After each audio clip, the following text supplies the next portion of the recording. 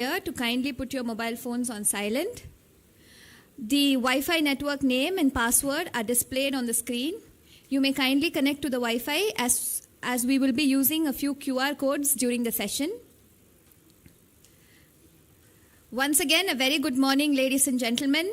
I extend a warm welcome to everyone to the Industry Academia Engagement 2026, jointly organized by the Madras Christian College, MCC MRF Innovation Park, MCC Boyd Tandon School of Business, and the Madras Chamber of Commerce and Industry.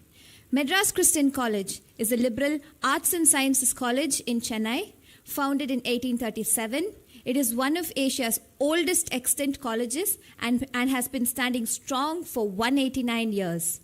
The National Institutional Ranking Framework, NIRF, ranked Madras Christian College 16th from among thousands of colleges in the colleges category in 2025, and MCC is also accredited by National Assessment and Accreditation Council with an A grade. Consistently ranked among the top institutions in the country, Madras Christian College holds prestigious top 10 positions across arts, science, and commerce disciplines in rankings by India Today and the Week magazines. The Industry Academia Engagement 2026 is a platform that brings together academic leaders comprising of principals, vice principals, and academic deans from various colleges and HR professionals from various sectors to exchange ideas, collaborate, and build partnerships. Industry Academia Engagement serves a platform for discussing ways and means to build sustainable talent pipelines for industries by nurturing job-ready graduates, foster innovation, collaboration, research, and skill development, facilitate knowledge exchange between academicians and industry experts on evolving technologies and practices, enhance faculty development through industry insights, training programs, and exposure to practical applications, support regional economic growth by connecting educational institutions with industry ecosystems. As part of the Industry Academia Engagement 2026, we are honored to have amidst us academic leaders and special invitees from the industry with us today. As we mark this momentous occasion by hosting an Industry Academia Engagement with the theme Creating Future-Ready Talent, the New Paradigm of Recruitment and Industry Readiness. I'm certain that this event will open up great avenues for mutually beneficial relationships for all stakeholders. Prayer is the exercise of drawing the grace of God. Before we begin the proceedings, I request everyone to kindly raise for the college prayer, which will be led by our bursar, Mr. Cyrus Kalupurakkal. Following the prayer, may I request everyone to please remain standing for the Tamil Thai Varthu as well.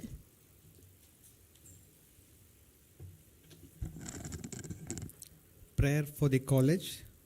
O thou, who in days past didst put it into the hearts of good men to found this college for the imparting of sound learning, the building of character, and the spread of spiritual truth and knowledge of thyself. Bless our college and schools. May love, unity, and brotherhood be learned here. May industry, uprightness, and courage grow here. And from this place, may there be sent forth continually a stream of men and women who shall serve thee faithfully in thy world. Amen.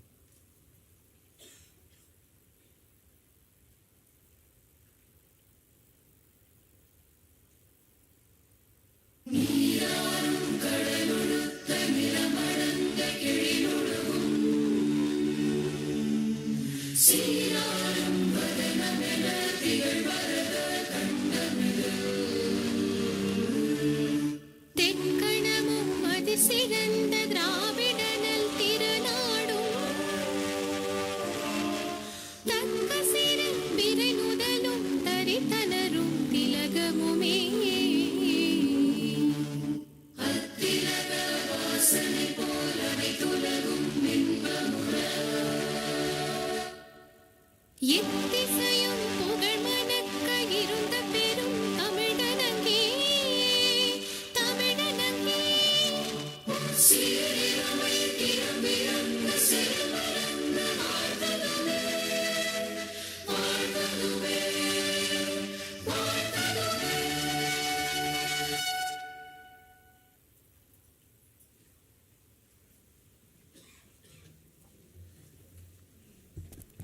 Thank you, sir. Thank you, everyone. As every memorable gathering begins with a warm and gracious welcome, it is my privilege to invite Dr. Janet Vanilla, Vice Principal, Self-Finance Stream, to kindly deliver the welcome address. Ma'am.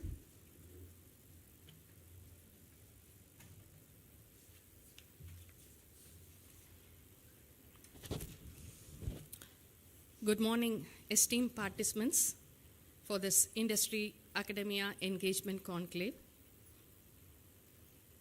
The talent acquisition and placements are evolving very rapidly. We see today's employability doesn't rely on only academic credentials, but in the industry readiness. What is industry readiness? It is a blend of skills involving attitude, ability, commencement, willing to learn, and many more, soft skills and many more. So organizations such as Global Capability Centers, GCC, are rethinking how they can assess or how they can identify, how they can develop the industry-ready skills through hackathons, through experiential learning, through innovation challenges, and digital platforms. So in this changing landscape, both the academic institutions and the industry leaders share a common responsibility and opportunity to co-create the talents among the students. While institution has the responsibility of giving a foundational basics, the industries have the responsibility of sharing the insights into real world arena. So in this context, with this intent, the Madras Christian College, the MCC MRF Innovation Park, and MCC Boyd Tandon School of Business, and the Madras Chamber of Commerce Industries are jointly organizing this conclave to bring the academic leaders, HR and talent acquisition professionals, and industry experts for a deeper dialogue in talent positioning, repositioning, which could benefit both the students and the organization. So the theme for this Industry Academia Conclave is crafted very carefully, which says, creating future-ready talent, the new paradigm of recruiting readiness. So we welcome you all for this meaningful event on the outset. Let me welcome our principal, Dr. P. Wilson, who is also the moderator for today's session. He is the principal and secretary of Madras Christian College, who is behind all these initiatives. He was the one who conceptualized this idea, conceived this idea, and he helped us to work with all the details. We welcome you, sir. We welcome Dr. Alfred Devaprasad, a member, MCC Board of Association. Thank you for your gracious presence, sir. In spite of our last-minute calling, you have been able to accommodate us. Thank you so much. We also welcome Dr. Cyrus Kaluprakal, Treasurer and Bazaar. Thank you for being here, sir. Our hearty welcome to Mr. Mike Muralidharan. He'll be joining shortly. Oh, he's here.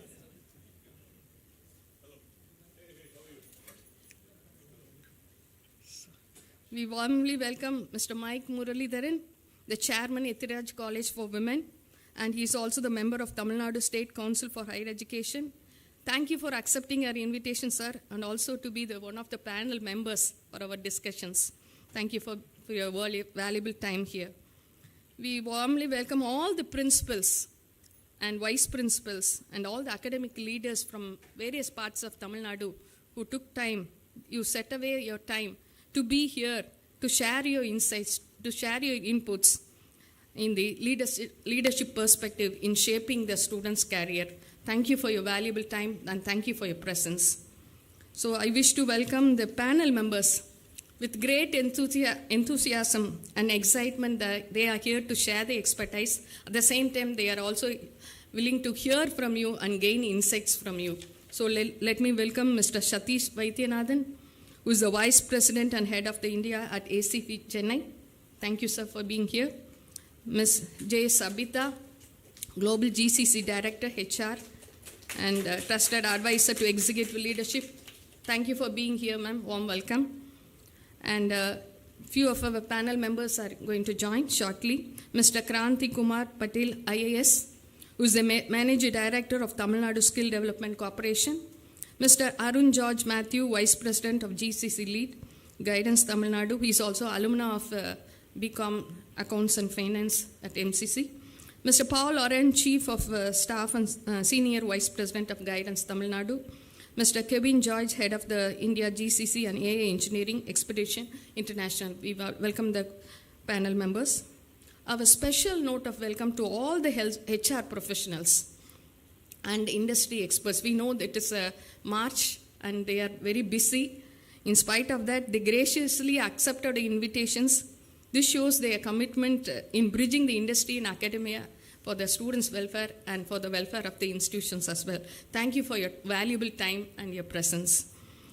We heartily welcome all the officials of MCC, VP administrations, deans, dear HODs, controller of exams, who set aside all the agenda, took time to be here. It illustrates your commitment in shaping the students in industry readiness. Thank you for your time and thank you for your presence. Hearty welcome to the director of the Boyd Tandon School of Business, Dr. Javahar sir. Thank you for being here and thank you for the faculties also being here. We also welcome the MCC professors of practice. I need to mention them. Mr. Bobby Jackson, he is a Chief Business Officer, ECLAT People Private Limited. Yeah, he is a proud alumna of our MSW HR 1999 to 2001 batch. Warm welcome, Bobby. And also we welcome Mr. Brindley Jayamarian. He is also Senior Director People, Asia Unifor, MSW HRM alumni 2004 to 2000 batch. We need to appreciate them because they are involved in shaping this, organizing this industry academia conclave. Thank you for being here.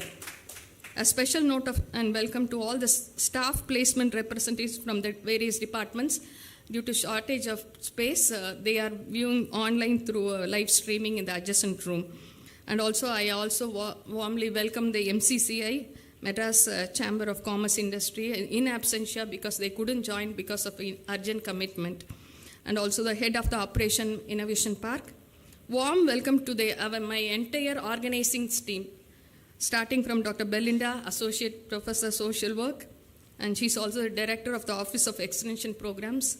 Dr. Bailey Vincent, Associate Professor Social Work, SFS. Ms. Benita Alex, Placement Manager. You can see the MSW students all here who are coordinating the event. So they are behind all the arrangements. They have been working for months to make this happen. So I welcome all of you. And a few of our college union society students are also here to witness and to get something back in their career as well. I welcome all the well-wishers, sponsors, and the media people who are all present here. At the end of this conclave, we'll be coming with a AA-driven charter for your follow-up action, and that will be sent to your email ID for you to work upon and also to connect upon. So I hope this conclave helps you to take something better behind and also to understand the changing scenario in new age placement, and we can all work together and plan accordingly and reposition our students for a better career. Welcome you all once again. Thank you.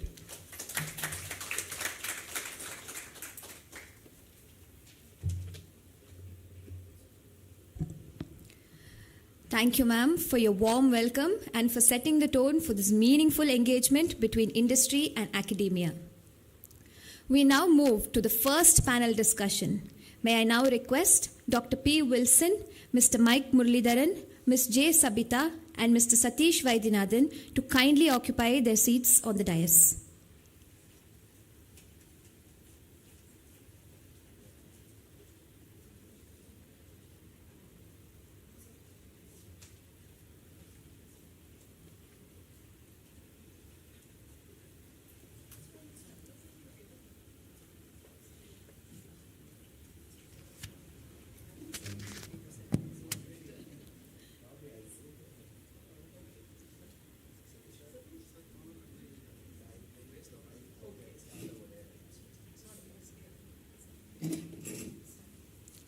We're truly honored to have distinguished experts with us this morning, and we warmly welcome our distinguished panelists by presenting them with fruit baskets as a token of our appreciation.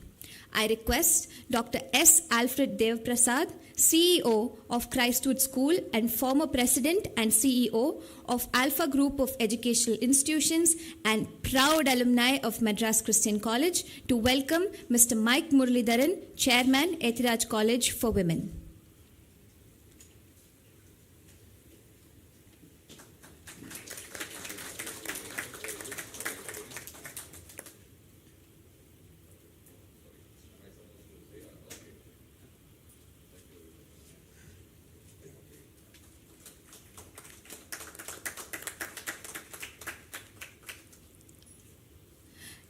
Dr. Bailey Vincent, Organizing Secretary and Associate Professor, Department of Social Work, SFS, to welcome Ms. J. Sabita, GCC Director, Human Resources, Zinov.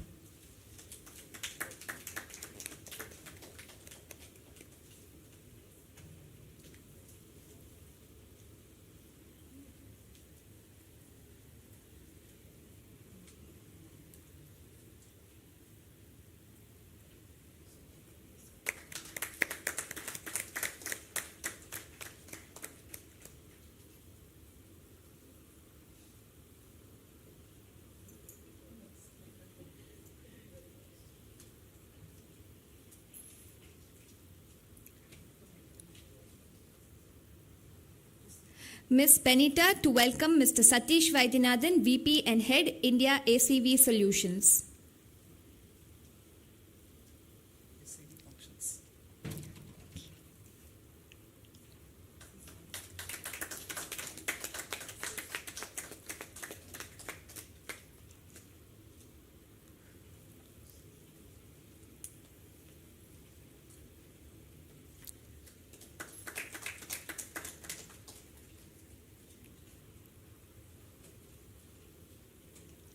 I also request Dr. Janet Vanilla, Vice Principal, Self-Finance Stream, to welcome Dr. S. Alfred Dev Prasad, CEO of Christwood School and former President and CEO of Alpha Group of Educational Institutions.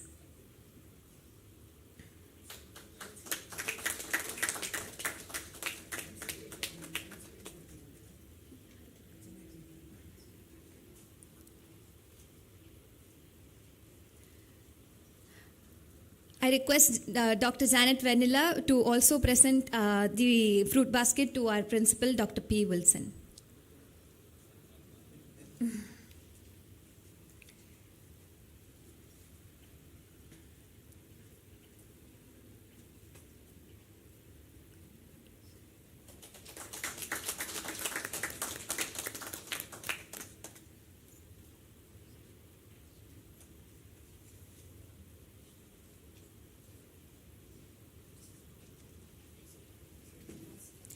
Thank you, sirs and ma'ams.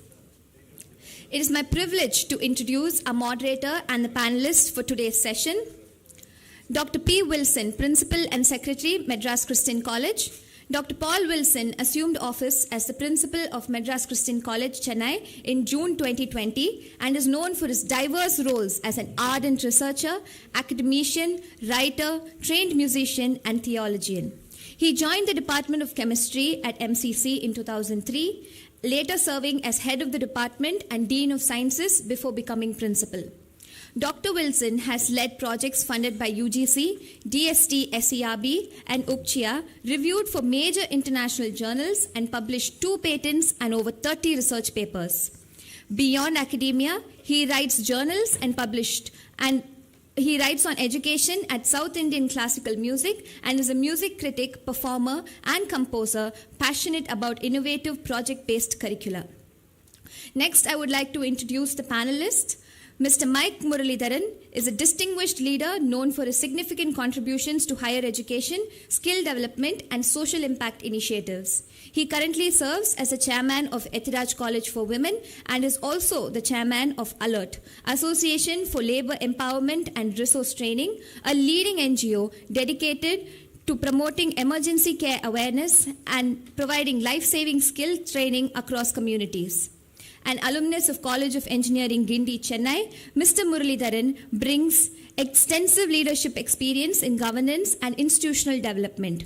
He is a member of the Tamil Nadu State Council for Higher Education and has served as a board director in various capacities, contributing to policy discussions and strategic decision making in the education sector.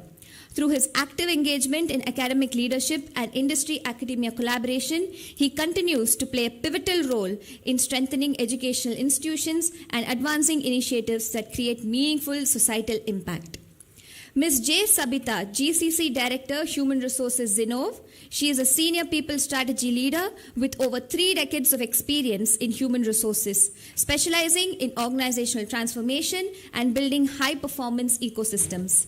Currently at Zinov Management Consulting, she advises executive leadership teams on GCC people strategy, organization design, and leadership alignment. Previously, as Chief Human Resource Officer at Market Simplified and Assistant Vice President HR at Sopra Steria, she led large-scale talent and transformation initiatives. Her career includes leadership roles with expertise spanning IT services, consulting, and product organizations across multiple sectors. She is passionate about building scalable talent architectures, strong governance frameworks, and resilient people systems that position India as a global value center. Mr. Satish Vaidyanathan, VP and Head, India ACV Auctions.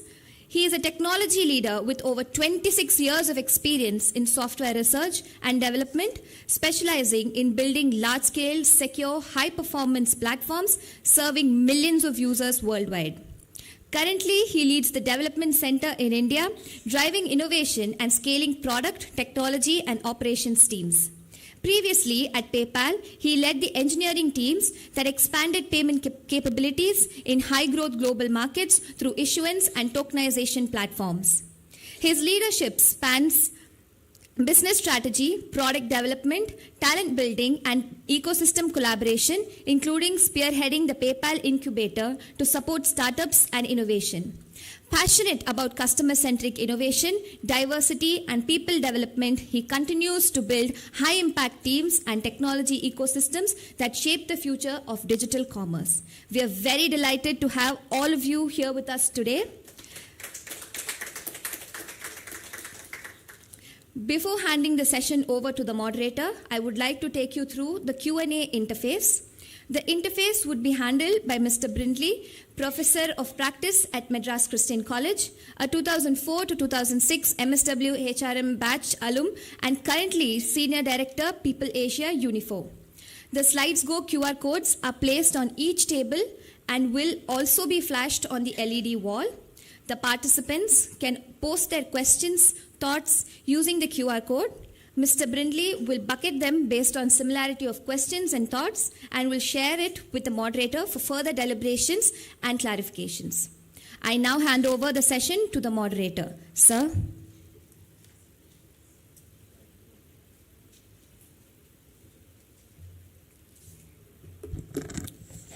Very good morning to everyone who gathered over here. We have a mixed cohorts here. We have principals from various colleges, we have HRs, and we have our own HODs from Madras Christian College.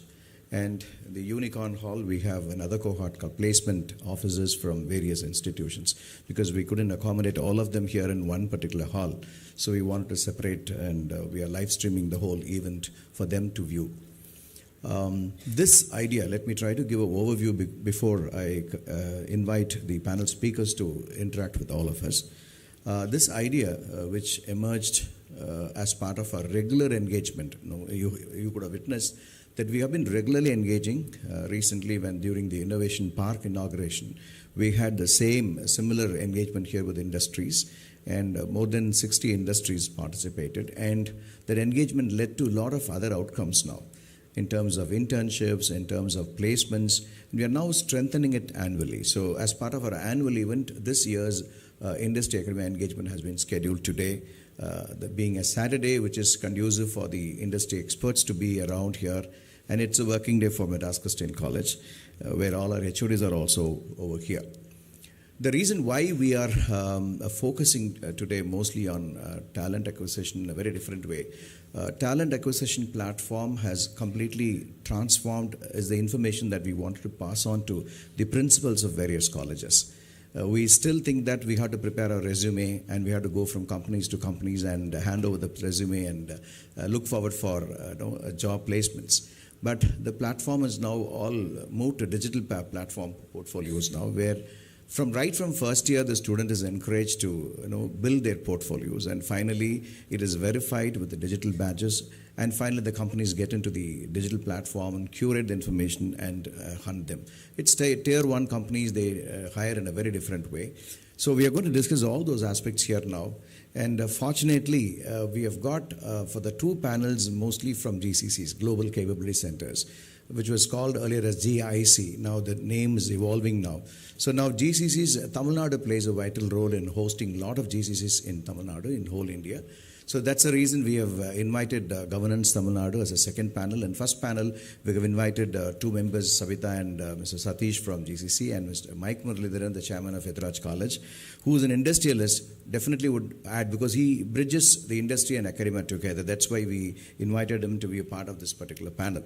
So this is how we compose the panel 1, and panel 2 is completely from government perspective, where the Governance Tamil Nadu is engaging with academia in various capacities. The IAS officer is the MD of Non-Mudhavan scheme, so he takes care of the skill development. Hope panel 1 and panel 2 would give you a wholesome perspective when it comes to talent acquisition platform. No more recruitments, they call it talent management, talent acquisition platform. So with this introduction, let me move on to the content that we have prepared. See, I've been part of various panels, but one thing that I observed is that panel discussion, they'll call it as, there won't be any briefing prior to the panel discussion. We'll all come there and morning, we'll sit on the stage and questions will be asked. Whatever we know, we'll try to answer. This is how the panel discussion had been designed. In order to consciously avoid that, we had 2 sittings over Zoom meeting and over conference calls, and we charted our questions very carefully, and we co-created our ideas and we have conceptualized it. And now this will be projected before you. During the discussion, you can go through the QR code. You can try to launch your questions, and those questions will be curated carefully, bucketed them carefully, and it will be floated to me. And from here, I'll try to launch the panelists. This is how we want to co-create the ideas from participants and from all of us. Finally, the other team will prepare a charter and send it by mail to you. So we want to make it very purpose-driven. We have designed it rather, I would say, because I've seen many panel discussions ending up just as an event to popularize their own companies, and finally nothing, we don't have any takeaways from the panel discussion. So keeping that in mind, let me begin with a few pointers that we have made today. So we are now going to discuss on few aspects, including how can we integrate this talent acquisition, or how can we embed this talent acquisition into the academic design is the first point that we are going to discuss. And then we'll move on to discipline-specific talent pipelines. From our own data, from MCC, I think our placement cell officer would also watch for it. We normally have 2,600 students going out and coming in which we get around 700 expressions of interest. That's it. Others would not bother about placements. In which normally out of 700, those who are qualified for placements, 550 to 600 would come for placements. And mostly they'll have double placement, triple placements, and they'll keep on coming and sitting in the placement drive regularly without even having any idea about whether they will take up the placements or not. And this was the kind of a scenario in which we inquired with the people who applied for placements, and we asked them why the rest of them are not interested. Some of them said we are going for higher progressions. Some of them said, we wanted discipline-specific placements. We are not interested in generic placements. So these were the reasons that we curated authentically from the stakeholders. So that is why we have included this particular question as part of our discussion today. And the third aspect that we are trying to discuss is skill profiling. On the other side, we think about skill first and attitude first, and the searching. Now the whole platform is changing now. Skill profiling. Do we intentionally profile students right from the first year to the third year? and help them to do self-actualization from first year to third year. Normally what happens is when they go out from during graduation, they go out into the industry or world of work. 5 years they'll try to burn their fingers and find their career planning or career development. It takes 5 years or 10 years, and finally they identify their cup of tea. Instead, do we have a conscious design as part of the pursuit of degree program? Can we embed this element as part of the degree program and profile them through a psychometric assessments and engage them through social immersions, engage them through part 4 electives that we have? Thereby, can we create a kind of a mirror for them to get to know about their self-exploration? That's the point that we are going to discuss as a third point. Fourth one is how the tier 1 companies are trying to do talent acquisition. Their modus operandi has changed completely. People are looking for real-time problems and portfolio building.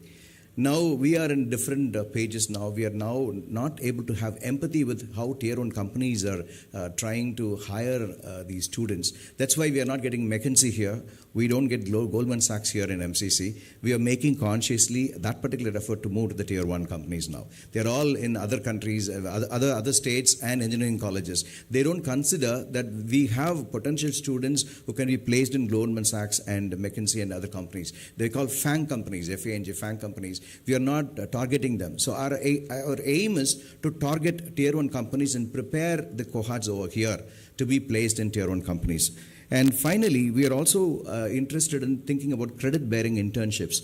MCC, we have brought this last year, brainstormed in HOD's meeting. Always when you bring something new, always there'll be resistance. We have to align people, and finally we accepted that internships can be brought. Now the question is, any scheme can be brought, but when you actualize the scheme, the problem occurs. The implementation of the skill, it gets stuck somewhere, and finally it is not actualized as per the intention. So now we are working on SOPs now. In SOPs, all our faculty members, HODs, they are all part of it, and finally they bring the SOPs based on their own lived experiences. So we are going to discuss on how this pre-placements can get converted into placements. This is another area of talent acquisition. They are no more interested in simply getting your CVs and then finally interviewing them for 20 minutes and appointing you. They are interested in pre-placement. Now our Commerce Department, aided in SFS, they are trying to experiment this now. E&Y is now trying to induct 5 to 10 students from MCC, and we've made efforts through Academic Council approval, and we are sending them for pre-placement. They are working with the company now. The conversion rate might be more than 70 to 80% into placements. So this is another way of thinking about it we are going to discuss. Finally, there was a thought process from one of our the panelists that we need to also think about the skill first and attitude first profiling. This is very important. When I have been interacting with CEOs regularly, what they say is we don't want skills. I think this is something very different. We want attitude, because Gen Zs are job hoppers. They always have the attrition rates. Their decision is very, very poor. So we can impart skills after they join the institution, but we want to impart attitude. So can the institution like academia help us through social immersions in imparting attitude and give them to us?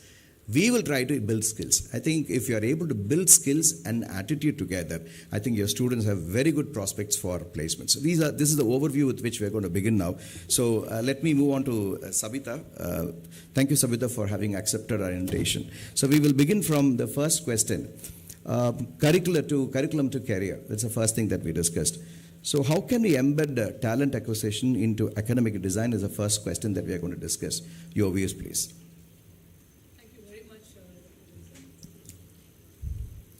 Good morning, everyone here, all the dignitaries on the dais, off the dais, and all of those who are watching us from remote.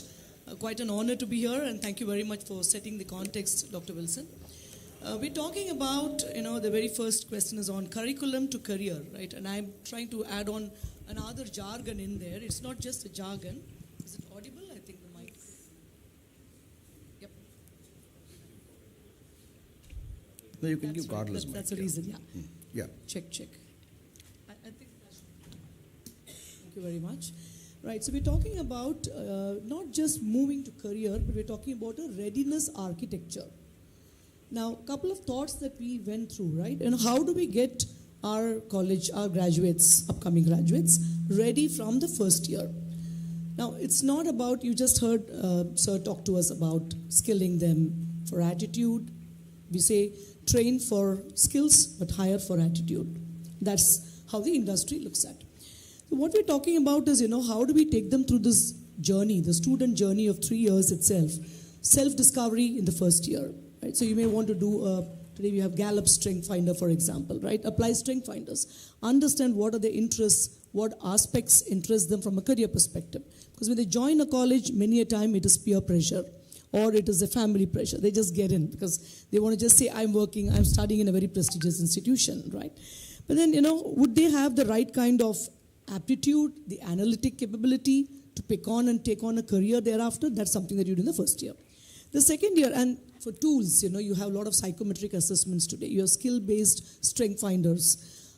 They are not very expensive at all. And I'm sure as people from the academia, all of us should instill in them that interest and the need, and the felt need to do those and assess for themselves. They don't necessarily need to go through a very big profiling assessment. These are things that can be done online today. We also would look at definitely creating personalized career tracks. At the end of this first year, each of them would have different array of interests, right? So you need to come back with some personalized career tracks. That's something that is in the industry today, and you see so many students who come to us for selections at the end, come and say that this is my career track. I've chosen this as my career track. Now when you ask them how do they do it, this is how, they come back and explain. Year 2, we're talking about capability building and capability development, right? Now we all know in the past when we were organizations which had come into India, we'd just been hiring. The word used was hire for skills. That's about it, right? And it was doing a back office operations or outsourcing some bit of work to India. With the GCC, the concept has changed to more of value creation for an enterprise. An enterprise is a large, for those of us who haven't been in that space, an enterprise is a very large, the entire organization is the enterprise. And they may want to choose India as a place where they create their own entities, which means people who are hired in the GCC would be looking at value addition and capability building for the entire enterprise. It's not just about delivering something piecemeal from India anymore. Any change, any transformation that happens will have to happen across the enterprise. Therefore, we need highly skilled people. And therefore, the need to revamp how we're looking at our talent and talent architectures. So if you look up, for example, I can give you 2 examples, a BCom, right?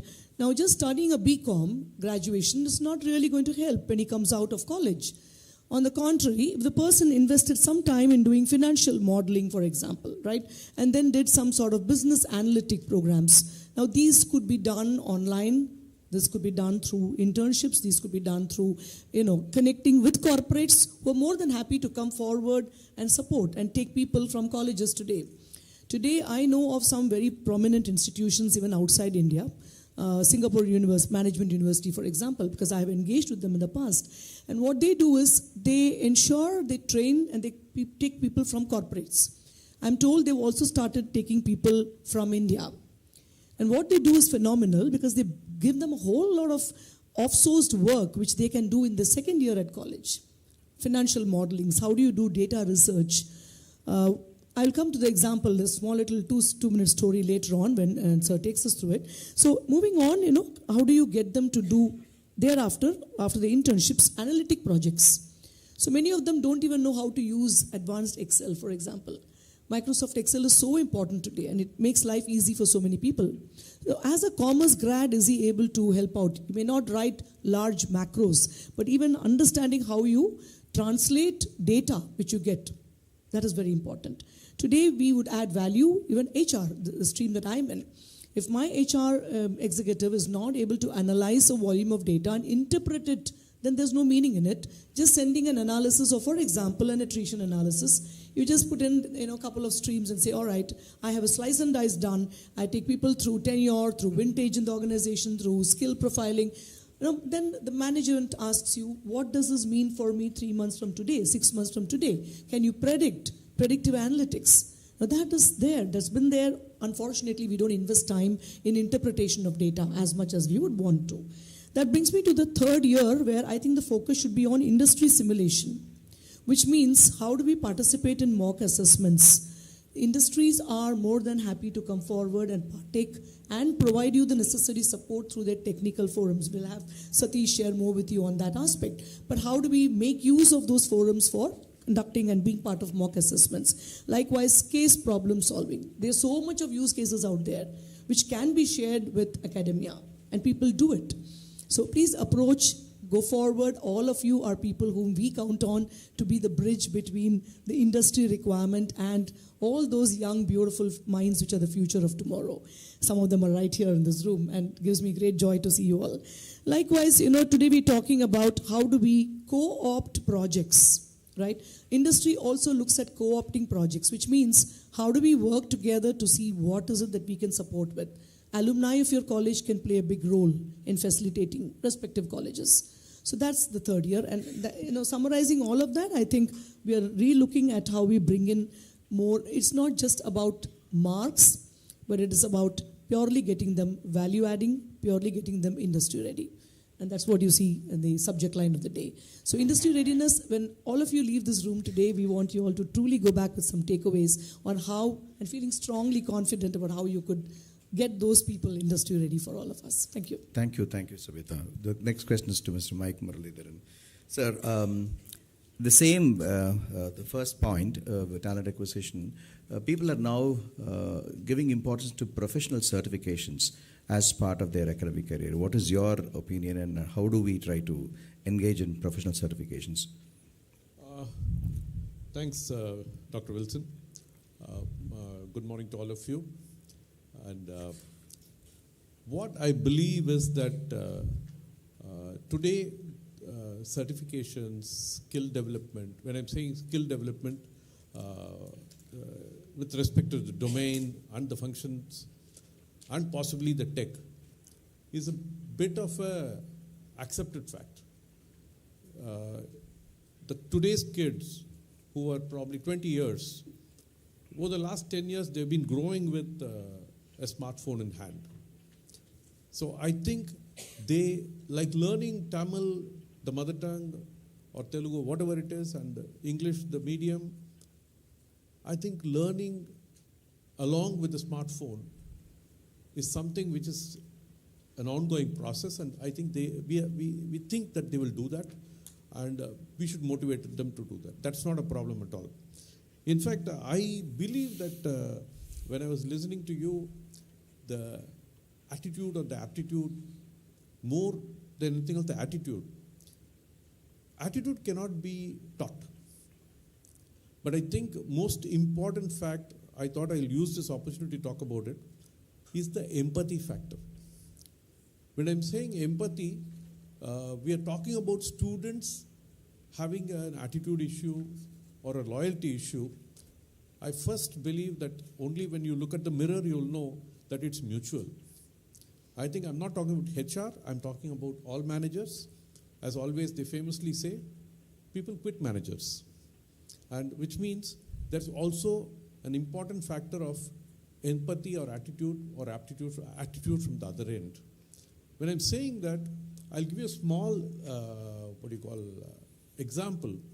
I had one moment where around 5 p.m. on a day, a proposal to go to US, and the person who was key to the proposal making had a personal issue, one of his parents getting admitted, and he had to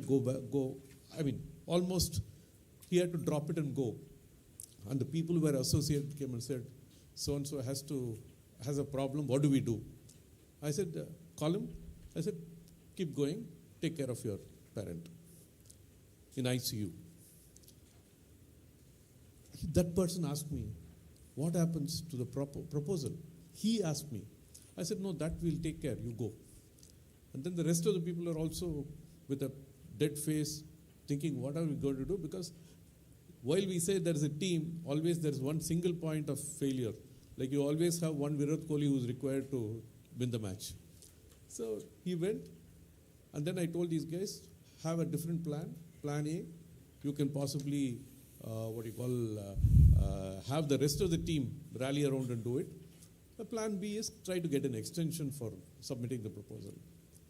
All that was going on, but at 9 p.m. I receive a call from the same person. He says, Mike, thank you very much. I'm right now in the hospital.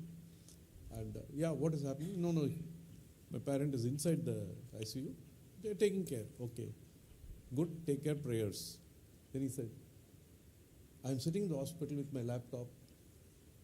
I will do it. He did it, and we got we won the proposal, that deal. Why I'm saying that is, where I was empathetic with him, and he was showing reverse empathy. He was actually sitting there thinking that I have a problem.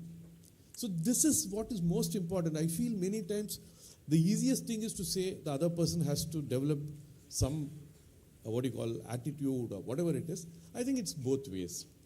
So I think it's important from the organization side also, because I am from both sides. I have seen that, and so I feel that is something which is very important. And from a perspective of the topic, future ready, I would probably shift it to current ready. Mm-hmm. Because I think there's no future. Every day is future. And compared to possibly, say 200 years back, it would have been like a new IC engine coming up, and it would have taken 30, 40 years for it to mature, and everybody would have learned it. Probably 30, 40 years back, every skill that was coming in had a window of about 3 to 4 years. You can learn, even organizations taught you. In fact, when I joined Wipro as my first job, I spent about 6 to 9 months to learn everything. They trained me. And today, I think we don't have that choice. Like you were talking about the certifications. We will have a mail blast to all the employees, all the 4,000 employees in the company, saying that we require this skill set. Is anybody ready? And if somebody puts up their hand and said, yes, I am certified, I am ready, he will be used. It's a proactive thing that has to happen, not from the student's perspective. It's an ongoing process. That is something which is extremely important. And I think the kids, if they are motivated and encouraged to do it, they will continue to do it. That should not be a problem. But I feel one more important factor which I have been feeling is, in this whole process, I'm very glad that you have involved the HODs and the faculty in MCCI for that matter, and I think every college should do that. The faculty is a very important factor. Most times we talk about students. But the people who really, while we are talking about the plant, the gardener is very important. If the gardener is not, actually trained or rather evangelized with the thought process to what is required by the industry, and I'm sure they're not saying we don't want to, but then our focus on our FDPs typically have been mostly to do in improvement of teaching. But I think possibly there again, a little more of in fact, I would say that case study oriented teaching is very, very important. In fact, I've known that we were discussing in the Higher Education Council meetings. In fact, I should really say that Dr. Vijay Kumar, who is the IAS, he's the vice chairman. He is very oriented towards teaching. He's oriented towards education. And the fundamental fact is that because internships, again, what is happening is there is only so much industry can take and give internships. Entire students cannot be absorbed in the industry. The capacity is not there. And the stress factor on the managers is so high, they will not be able to focus. But there should be ways and means of bridging this. And that can happen only if there are very practical case studies. And I'm not talking about manufacturing. I'm talking about everything where people are oriented to subject their knowledge through case studies, so that when they are probably getting into a stage of career, your tier 1 or poor it is, will find that these students, in fact, internships are fine, but then I think if you're talking about 100 students, internships probably will absorb 10, 15, 20, but not the rest of the 80. I think we should have a mass program where it reaches every student, and that could only be through case studies. So certifications, yes, I think we should encourage and motivate. There are enough of them in the online mode. Everybody can do it. But I think that's what I feel. Thank you. Thank you, Mr. Mike. So over to Satish. We are moving from generic placements to discipline-specific placements now. What is your view on students expressing discipline-specific placements? Is it we have curated authentically, and is it the case everywhere? Are students not interested in taking up generic placements? We are not very sure. From industry perspective, we would like to know from you. Yeah. So thank you again.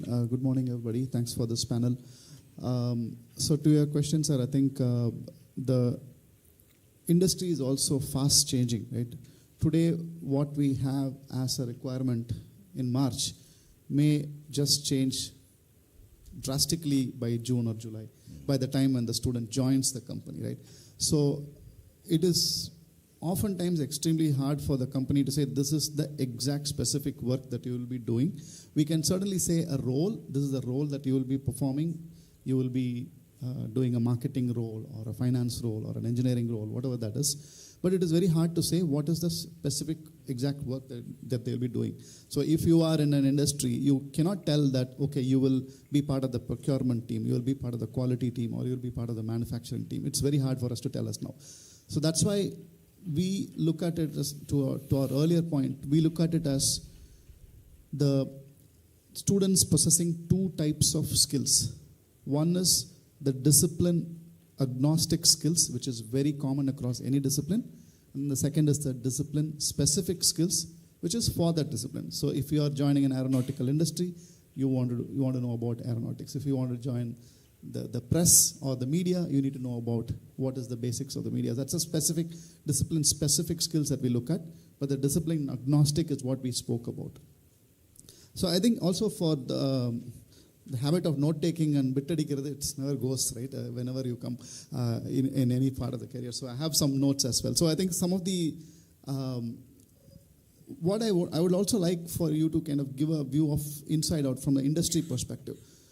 So once a student joins the industry, so they go through 3 phases of evolution inside the organization. The first phase is more about talent. The industry looks at the talent the individual possesses while they come into. So we look at raw talent, the skills that they have accomplished, or the skills that they have gained over the period of the education and over the period of their childhood to education and everything. So that is the talent part. And then the second part is more about trust building. Once they bring in that talent, how can they build trust within the organization so that the organization can trust them to do the work, to be able to give them more and more opportunities to nurture them and all that. And then the third phase is the trajectory, which means how do they really learn, how do they grow within the organization, how do they really do new things, continue to excel in their performance and get more and more work. So this is a kind of the evolution, I would say, in the first 3 to 4 years of somebody joining an organization. This is the evolution that happens. So now, my question or challenge to this audience is, can we fast track that and make that same experience happen in the campus? Can they build the talent piece within the campus through all the topics that we spoke about, through immersion into the industry, into the market, understanding the customer, understanding why certain thing is designed in a certain way, getting that whole talent thing comprised into one thing.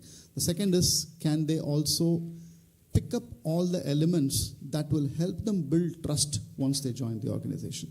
Can they cultivate the right set of attitudes? Can they cultivate specific things like detail orientation is a very important art that in this today's fast track, distracting world, detail orientation is something that we see that some of the early joiners do not pay much attention to. So detail orientation, kind of picking up on those specific things that will help them build that trust.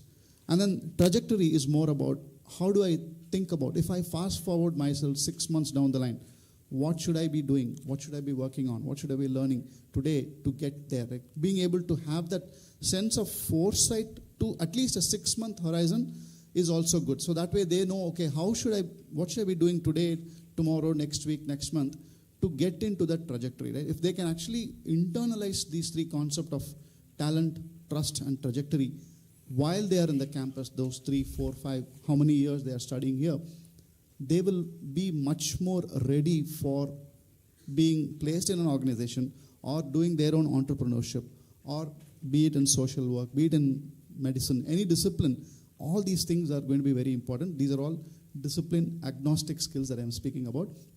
The discipline specific skill is actually also baked into the talent part itself. So they can also pick up all the right skills required for their discipline as part of the curriculum development itself. Thank you. Moving on to inculcating soft skills. You, during our discussion, you were mentioning about the question to Satish. I mentioned about skill first to attitude first now. Mr. Mike was mentioning about empathy. I think this is a very important question that we need to think about. When I was interacting with CEOs, they were saying that we don't want skills, we want empathy. One of the CEOs, Apollo, so he mentioned that we don't want students from IIM. Then we asked why. Even IIM or IIT, we don't want. They are very structured in thinking. We don't want guys who can think so linear, so logically. They need to have an empathy towards patients. Otherwise, we don't want them as managers in the hospitals. So as Mr. Mike said, empathy is a trait that people are looking forward for. So how can we design social immersion programs as part of the institution, wherein we can try to give an opportunity for the students to develop that particular trait? He was also mentioning, Satish was also mentioning about process skills, like can we observe the problems in our workplace? Can we have a sensitivity to observe the problem and infer the problem and decode the problem and try to make effort, define the problem and then solve the problem? Not simply in a very superficial manner trying to get into the problem and solve one part of it. So these are the skills, empathy and observation. I think that was the one that we were discussing yesterday. Can you throw some light on what kind of those skills that you require in an industry? We'll go reverse now from here to, yeah. Allow me to have a slightly longish answer for this question. Appreciate the panelists also to be patient on this one. So I will again, using Sabita's. That was better. See, the YouTube live streaming, they're not able to hear, so mic needs to be closer to them. Better you give that mic. So I'll use again an acronym to answer this question, sir. The acronym I went about is called EPOCH, E-P-O-C-H. EPOCH is, by definition, it means a point in time. Let's say today is the point in time. In that EPOCH, E stands for empathy. So you mentioned about the importance of empathy. Anybody working in any discipline always needs to serve some sort of a cause, some sort of a customer, some sort of a beneficiary, some sort of a client, right? So everybody needs to understand and get into the heels of that other person and say, what do they really want, so that I can produce what they want. So you can continuously keep on producing something, but unless and until it is consumed by somebody and that some person gets some value out of it, most often the fruits of that effort is not really reaching somebody, right? Only if the fruits reach the beneficiary or the customer, it helps you, it helps the overall larger cause itself. So empathy is a very, very phenomenal aspect. So in our industry, I work in the software field. So in our industry, we build empathy by interviewing customers, shadowing them, being with them through the day to see what are all the things that they are doing and how can we help them digitize things, make it automated, make it more easier for them. So that is very important. So that way you cultivate that sense of empathy, and those learnings can be brought back and built as your solution or services or product. Right? That is the first part, which is the E part. The P part is more process discipline. Processes and tools, they both go hand in hand, in my opinion. Process is nothing but structured teamwork. I think we spoke about attitude. Teamwork is a great part of that attitude. You can have like individual contributors that keep on hitting and making centuries for themselves, but unless the team wins, the result is really not what we really want. So teamwork is very important. So that process helps in teamwork. So as part of the process, it helps them go through a critical thinking process, which helps them go through end-to-end flow. What is happening across the board at this point in time? What process discipline is needed to make the specific outcome of that step become successful? And tools, of course, AI is going to be the future. AI, I cannot overemphasize beyond this one. Every student should have access to at least 6 or 7 AI tools in their pocket. It is not ChatGPT and Perplexity, right? And these are not the tools that I'm talking about. These have become like search engines. If you search for something, it automatically comes back as results. These are not the tools I'm talking about. We are talking about discipline-specific AI tools. There are multiple AI models. There are multiple software that is coming up. So I think as faculty members, you can help in creating that buffet of AI tools that students can use. At least find what they are, let them figure out how to use it for their own requirement. That is something, the process and tools is the second part of it. The third part, O, is more about observation skills. I feel that people who have a great sense of observation can produce good results, can solve any kind of problem.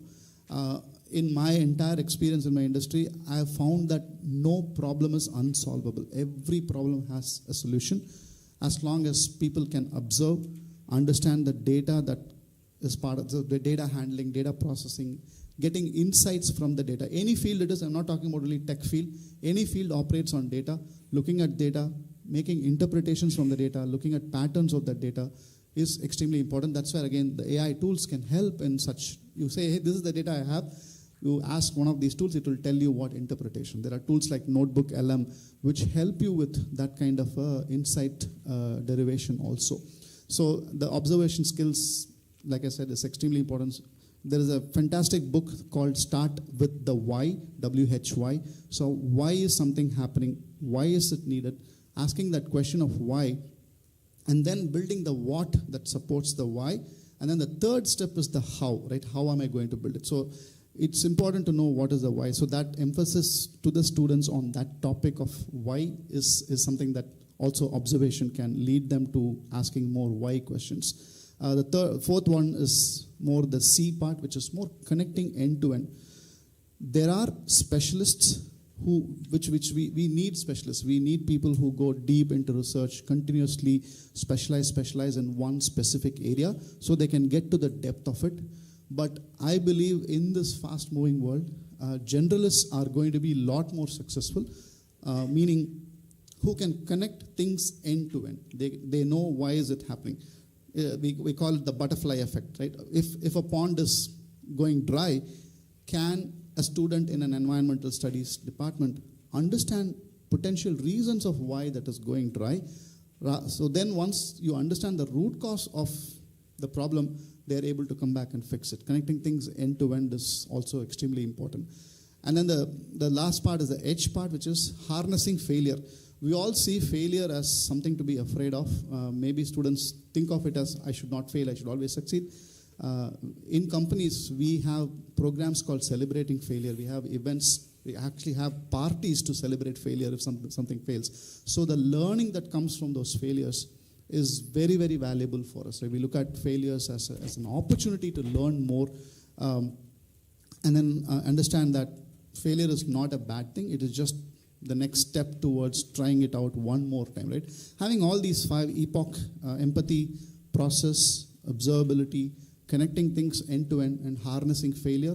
This framework, I would say, you can probably manifest this framework in your own terms, in your own views to the students, but I think this kind of framework would certainly help in addressing both the discipline-specific question that Sir asked, as well as the discipline-agnostic skills that they should cultivate. Thank you, Satish. I am reminded of project-based learning, which was done in the Department of Chemistry. We decided not to dwell on the outcome of the project. Rather, we said we will give a chemistry problem. We will ask the students to solve the problem, but we will not bother about whether the student successfully comes up with a solution or not. But we will only have rubrics as 4 parameters. We will see whether they are able to think critically from looking from multiple perspectives, whether they are able to synthesize new knowledge, whether these are all cognitive skills. Then after that, whether they are able to come together as a team. When I inquired with the department, they said, sir, UG students are not forming a team. Only PGs, they are able to form a team. So we were finding out some solutions for forming a team, collaboration as a skill. And then communication. Articulation is communicating from heart to heart. It's not about English. It is about organizing the content and delivering it. So these are the 21st century skills. And finally, whether the project is successful, we are not bothered. Maybe if you can think about a PBL, a problem-based learning, where you curate problems from the industries authentically and use it as a tool, and don't project success as a metrics. Rather, observe them through the 21st century skills. That's one way of thinking about it. I'm not saying that this is the method you have to think. We tried that out. The end of that, we wrote a paper. I think Dr. Amritwali is here. Epan also he is here. The paper says that all of them said, majority of them said that we have learned success, failure is the first step to success. It is like celebrating failure. In the Asian mindset, failure is, we have a stigma. Failure is something which is not to be celebrated. If you are able to inculcate this particular thought, industries like tier 1 companies, they are looking forward for intrapreneurship mindset, that someone who can take a new project in the company and spin off a new vertical. Tier 1 companies are looking for such traits from our colleges. So principals can think about this kind of modus operandi, where you can try to create students where the process skills, creative thinking, critical thinking, communication, collaboration, these are only 4 parts. You can think about something else also, like observation skills as process skills. These are required. And I would say in MCC, we find even a guy with 40% or 50%, he gets placed quickly because we engage them completely through leadership activities here. Number of activities are more than 900 here. So only 900 hours we work every year, but 900 events that we have. So they are involved in one event or the other. Sometimes at the cost of classroom also we try to encourage them, because we have to give them body. But finally what we find is, even if they are CGP, there was discussion whether CGP marks very important. Is it a metrics for placement? I'm very sure, 100% sure, CGP is not metrics. Those who gain high CGP would not get placed. I can vouch for it. You can please go and check with the other colleges. There are students with 60%, but they have very good process skills, very good effort to build teams. I think that is what the industry is looking for. You're reiterating what we are trying to contemplate here. Thank you so much. Over to Mr. Mike. Moving on to skill profiling. We were discussing about this aspect, like the student spends 3 years here in a college for UG and 2 years for PG. So supposing he is exiting probably in the 3rd year.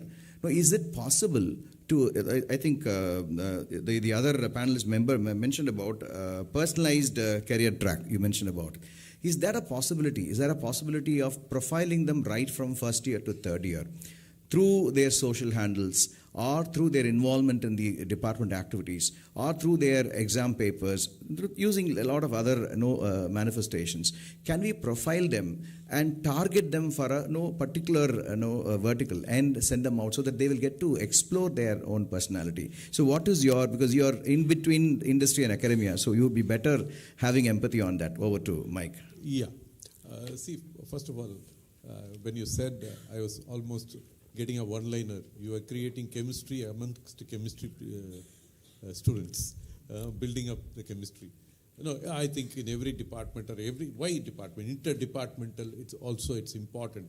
I think at the end of it, people relationship management is extremely important. When you're coming to think about, in fact, she was talking about so many psychometric tools and all that.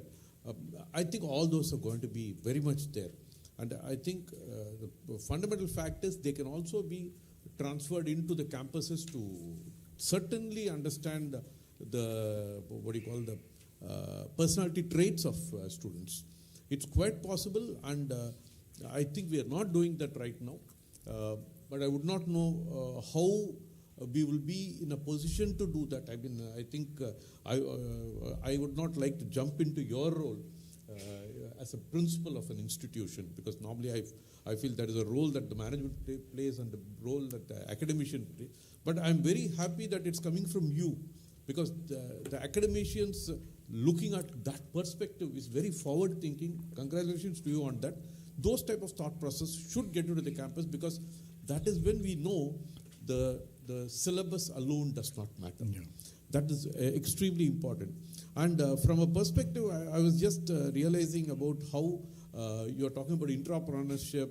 Intrapreneurship predominantly, even if he's going to be in an entry-level fresher who is a 1 year, 2 year, what is expected is that ownership trait. A person who, if you tell him do it, he will not ask you, how should I do it? Because he is an entrepreneur in mind. He might not be running a company, but he will take ownership, he will collaborate with others, make whatever he is being told to a success. So that is something which is very important.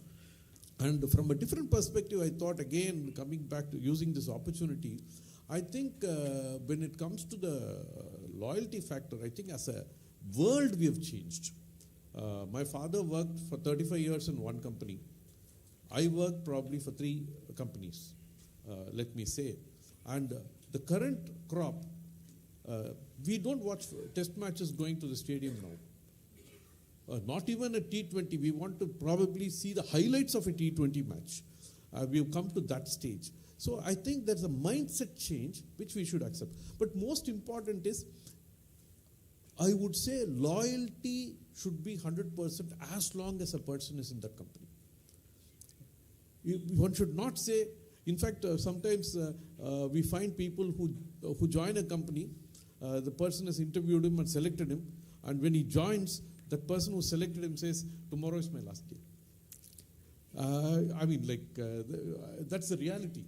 Okay. So, but at the same time, what I feel is that overall, when I'm talking about empathy, every moment that we interact with people, we should be understanding each one's, I'm not talking about the problems, but each one's expectation, and be true to that. And in that context, personality traits are very important, and I would not discount it. Like in the sense, I would not discount, in fact, I would look at every student as my children. If at my home, my son and daughter's behavioral pattern is what I will try to see whether it is in this college. And if I see those traits changing, I should recognize that the same way in the college. They are not going to be different. So that is very important. And one more thing what I felt was that when we were talking about that exercise of, even if it's a failure, you were implementing that among students. I was just reminded when you were talking about it. For example, nowadays, movie directors, mostly who are coming fresh, have not made a movie earlier. Like I was with Ashwath Marimuthu yesterday. I don't think he's made a movie earlier. He had actually attempted it first, even though he did not make a movie. Probably he created his own skill set pattern. Sometimes what people do is they do their own short film and show it to people and say, this is my skill. A visiting card is like, chemistry students, what they did is a fantastic example. Where when they go to talk to somebody, they will impress upon them what they went through as a case study. They can talk every aspect of it. It failed as a different issue. Rubber did not hit the road, but they know how to make a car. And they can talk about those things very confidently because they have seen that cycle. I think that is something which we should focus on. And I believe that the more we focus on, because the gap is excellent teaching, excellent theoretical knowledge, fairly good compartmentalized knowledge. Here there is the same person sitting on the other side as an employer. I find that they don't know how to drive it on the road. So that small bit is what we should, at least a simulation exercise. That is what is what you call digital internships or something we should do. A simulation at least should be done. That's what I feel. Yeah, thank you. So to make this panel vibrant, a question for Savita from audience. If skills are becoming the real currency of the AI economy, are companies ready to hire for demonstrated capability instead of degrees? And how should students prove their capability? Very good question. Do I understand that they're saying why hire only for degree, why not for demonstrable capability, right? I quickly want to start, before I answer the question, a 1-minute story on a real incident that I had experienced, and I was sitting and thinking over it while we were all talking. This is a story of a retail GCC opening shop, and they want to know where they could bring in their products. They wanted to look up certain geographies where they think their product would be more apt and saleable and profitable. So the application for hiring, right, goes as follows. We want a good techno-commercial, techno-savvy graduate. Now, techno-savvy and techno-commercial graduate is not something that we would normally define and announce, right? So either you're technical or you're commercial when you're a graduate. Now, techno-commercial, tech-savvy, great pay, and about 2,000 plus resumes had come in for this position, 2,000 in the span of 3 days. Now, one stood out, and this is a real situation that I'm explaining to you about, or I'm illustrating. There's one person who got hired. He was the guy who eventually got hired. What had he done differently? He had attached something called, we have all been talking about a digital portfolio. So he called it, he said, here is my resume and here is my digital skills passport. And that was in bold, digital skills passport. I truly like that because somebody brought that to my attention later on, and I said, wow, that's a very novel way of putting it. What had he done, He went about quickly understanding the markets with available data sets from the internet. There's a lot of information. What are we doing with information is what matters, right? Young bloke, 20-year-old, he goes into the available data sets, picks up relative use cases from the net which were free, and he creates a complete logic and rationale about why he thinks this would fly in so-and-so geography. The geography he was looking at was Gujarat. And he said why this would go. The second thing he did is, very interestingly, he came up with the complete consumer behavior patterns in that state and those people saying why this particular product would go there but not in Bangalore. According to him, Bangalore was a saturated market. That was the prior town that they were looking at, the city, the metro they were looking at. He came up and gave a complete rationale in that about why this would not fly here, why the consumer behavior patterns were different. And the third thing that he did was he used predictive analytics to say that if the organization opened its outlet and launched that particular product, I'm not naming the org or the product, if they launched it in Bangalore or Hyderabad, why it would not fly. This entire rationale was built not as guesswork, but from the data points that he had gathered. There was quite an amount of effort that he had put in, and he obviously gets his job because he is analyst ready. He's done his job. If I were looking at him for a business analyst, fresh graduate from college, as an industry, I would definitely pick him, right? All of you would do that same because I don't need to invest on him to teach him basics of consumer behaviors. I don't need to teach him how to analyze data. Now, folks, that is the skill that GCCs are looking at. So to answer the question, today we are moving away from hiring essentially graduates to even non-graduates. But then, yes, 99% of companies continue to prefer graduation in answer and response because they feel that you need to have that basic degree. Assumption is that there would be a certain amount of maturity, and when you come into the organization, compensation structures, we are in India, we still haven't moved away completely to a skill-based compensation. Much of talk has been happening on skill-based compensation. We do have something called hot skill bonuses, retention bonuses, which are all tied to skill because IT industry predominantly have skills with expiry date of 2-3 months. You just heard Satish talk about it, right? So that's how quickly it becomes volatile. Java came, it went, then Kava came, right? And then Ktor came, then everything is an expiry date. So in that kind of an era, we would not be able to load that just because somebody is skill heavy. But we would definitely want to see how somebody's skills are relevant to the problem and the requirement at hand. So we are moving away gradually. It will take some time to evolve in India to the fact that, can I hire a non-grad to be doing this work? I think we are still not there. But internships and getting to do gig working is already open. Today, many organizations in Chennai as a market, gig working is just opening up. We're still not blooming there. But other states, Andhra Pradesh, Telangana, Karnataka, there's so much of effort and so much of savings that are shown by organization by resolving to gig workers because they don't necessarily want to be top heavy or middle heavy with compensation. That's the shift. Thank you, Savita. Over to Satish. We have been discussing about how to target the tier 1 companies. The established colleges, at least we can benchmark ourselves to increase our threshold. So people use hackathons for portfolio building. And sometimes you mentioned about business challenge as a program that you probably talked about.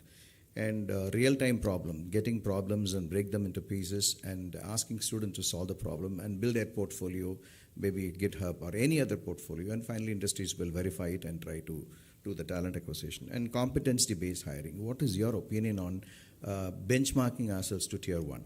Some of the colleges, principals probably, they would also have the same empathy. Sure.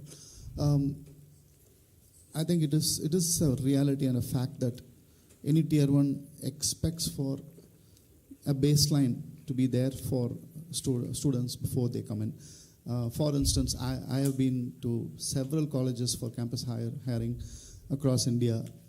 And in any campus, we have, for us to be able to easily filter, because like Mike earlier mentioned, the talent coming out of campuses is very, very large, but then the industry jobs are probably few. We have heard some campuses, they kind of make thousands of students sit for an exam, but then only one person will be selected for that. Goldman Sachs and all those companies. Right? It is such a distillation process that happens. So that makes it very easy for us to say, okay, anybody above an 8 GPA is the only ones that can actually appear for an exam. And we have had some specific requests from the placement team saying, the student does not have an 8, but they are really good. They have done so many other projects. Can you also consider them to be part of this solution? So tier 1 companies are also struggling to hit that benchmark that is fair, that is inclusive, but that also serves their business requirements adequately. So I think that is a real fact. I do not want to conceal or hide that fact that we do have some benchmarks which students need to meet to even qualify for campus interviews. There are probably lateral hires outside of campus, and that kind of ecosystem also exists, which goes through a specific interviewing process, selection process, and all that. But that said, to kind of re-index on your point, sir, it's experiential learning is I personally believe that experiential learning is a very, very, very important trait that students can cultivate as part of colleges. By experiential learning, I mean hackathons is a great way to do it, because you have a sense of competitive spirit, a sense of rewarding built into that framework, a sense of teamwork, collaboration, and there are relevant problem statements that they're also hacking, and innovation automatically happens when you're thinking about hackathons. Hackathons are nothing but something that you never think about it. For instance, I was working for PayPal, and we did a small hackathon where it was again for students, where the student came and said they actually acted out the idea of their hackathon. They did not really show us a demo. Mm-hmm. They said, okay, they go assume that this is a store. They picked up a soap, they picked up a toothpaste and all the stuff. They came in, the guy actually looked up, and then he opened the door and then went out. And then we were like, hey, you didn't pay for these products, what happened? And he said, sir, for any payment to happen, you need some sort of an authentication and you need some sort of an authorization. So I looked up at the camera authenticated that this is who I am. And I pressed the door knob and opened the knob. So this is my authentication saying I'm willing to pay for this product. Based on my face and the fingerprint, the payment would be made automatically.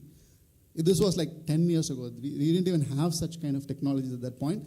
They were so futuristic in thinking about how ambient and how innovative this payment can happen. So such ideas, I was spellbound because I have been in that industry for 10 years at that time. And somebody coming from a college who doesn't have any knowledge about payments, thinking of something so futuristic was very, very inspiring. So I'm sure every student has that kind of a spark in them, and hackathons are really a good platform, and hackathons don't need to always be a technology-driven, software-driven hackathons. Hackathons can be in the field of art, in the field of environment, in the field of agriculture, any field, right? Obviously, the government is also promoting a lot of such things, and we should also embark on those platforms. The business challenge is another thing that we felt, again, in the industry we do this.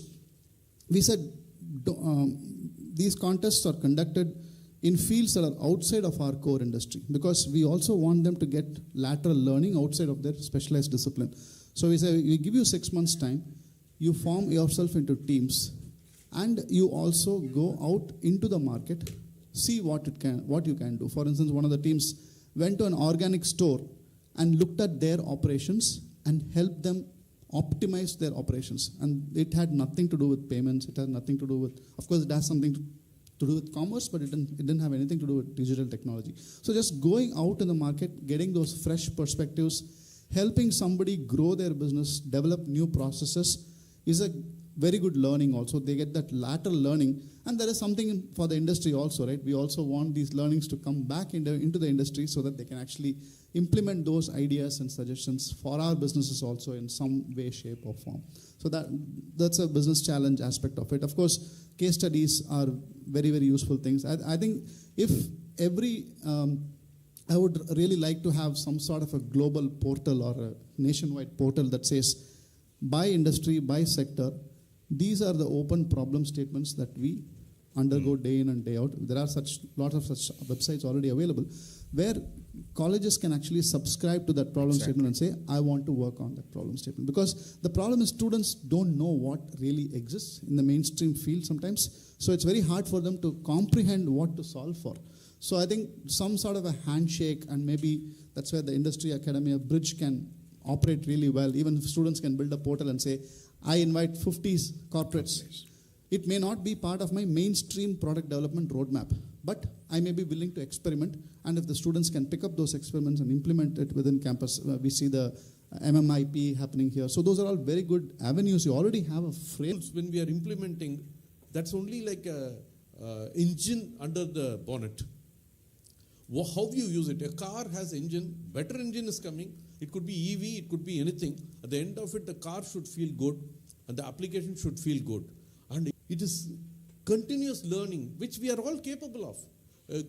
Only thing is today the kids are all growing with the smartphone, growing with the apps, growing with the digital inputs. They will keep going with that.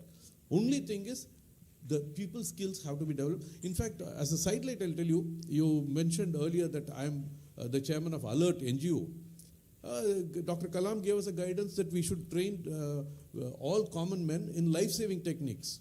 It is not just the training about life-saving techniques. CPR can be learned over YouTube or anything else. Even for that matter, many things as to how to bring people to a proper position when you have an accident and things like that. But when we train students, we find a shift of a different kind. In fact, we evangelize the thought process that when there is an emergency, you should stop all other things, even an important meeting, and help that person to what you call in that emergency. You should not say, I have a meeting or I have something else. I should stop and help during an accident or something like that. The empathy comes into picture. What we find here is they say, I can save a life. I do not know, subconsciously they develop a certain amount of empathy towards everything. I'll tell you, when we do all these things, staying relevant with only technology, only tools is one part of it. That should be an ongoing process. When the empathy part of it, or staying relevant with the relationships part of it, because we are human beings, forget all the, we are not robots. So when that happens, I think we'll be successful.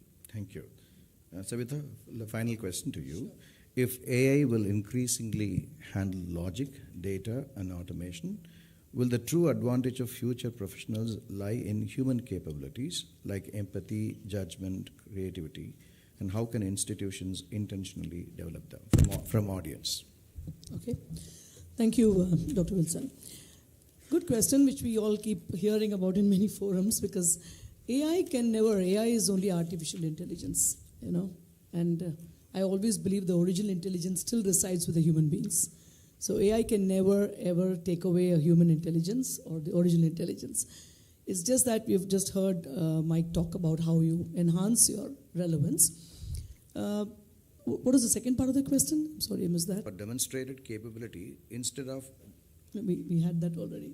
If AI will increasingly handle logic, data, and automation, will the true advantage of future professionals lie in human capabilities like empathy? Able to understand how dashboards work, vice versa. If there's an HR person, he or she needs to understand the business dynamics, the commercials in business, because only then we can say we are business savvy.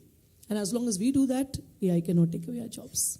Thank you. Thank you so much. Let me wind up with these remarks. Some of the questions that we curated, they are probably aligned with this particular question. Let me try to appeal to the principals of the colleges For past 26 years, we have been handling CBCS pattern, and we have added OBA into it now. Operation always successful. I'm not very sure the patient is alive or not. But try to understand that CBCS pattern already has given us a scope to create the trades among students, to span across the boundaries through general electives, general courses, interdisciplinary courses. How are we doing this? How are we implementing this is a big question. They are all talking about that. You are asking for models. Models are already there in your CBCS and OBE. But how sincerely we are trying to design those courses where we give empathy for a social scientist to get into science and span across the boundary, and for a science guys to get into social sciences and span across the boundary. How do we try to do that? We have a scope here. We have not experimented it. That's the only thing. And we have moved on to OBE now.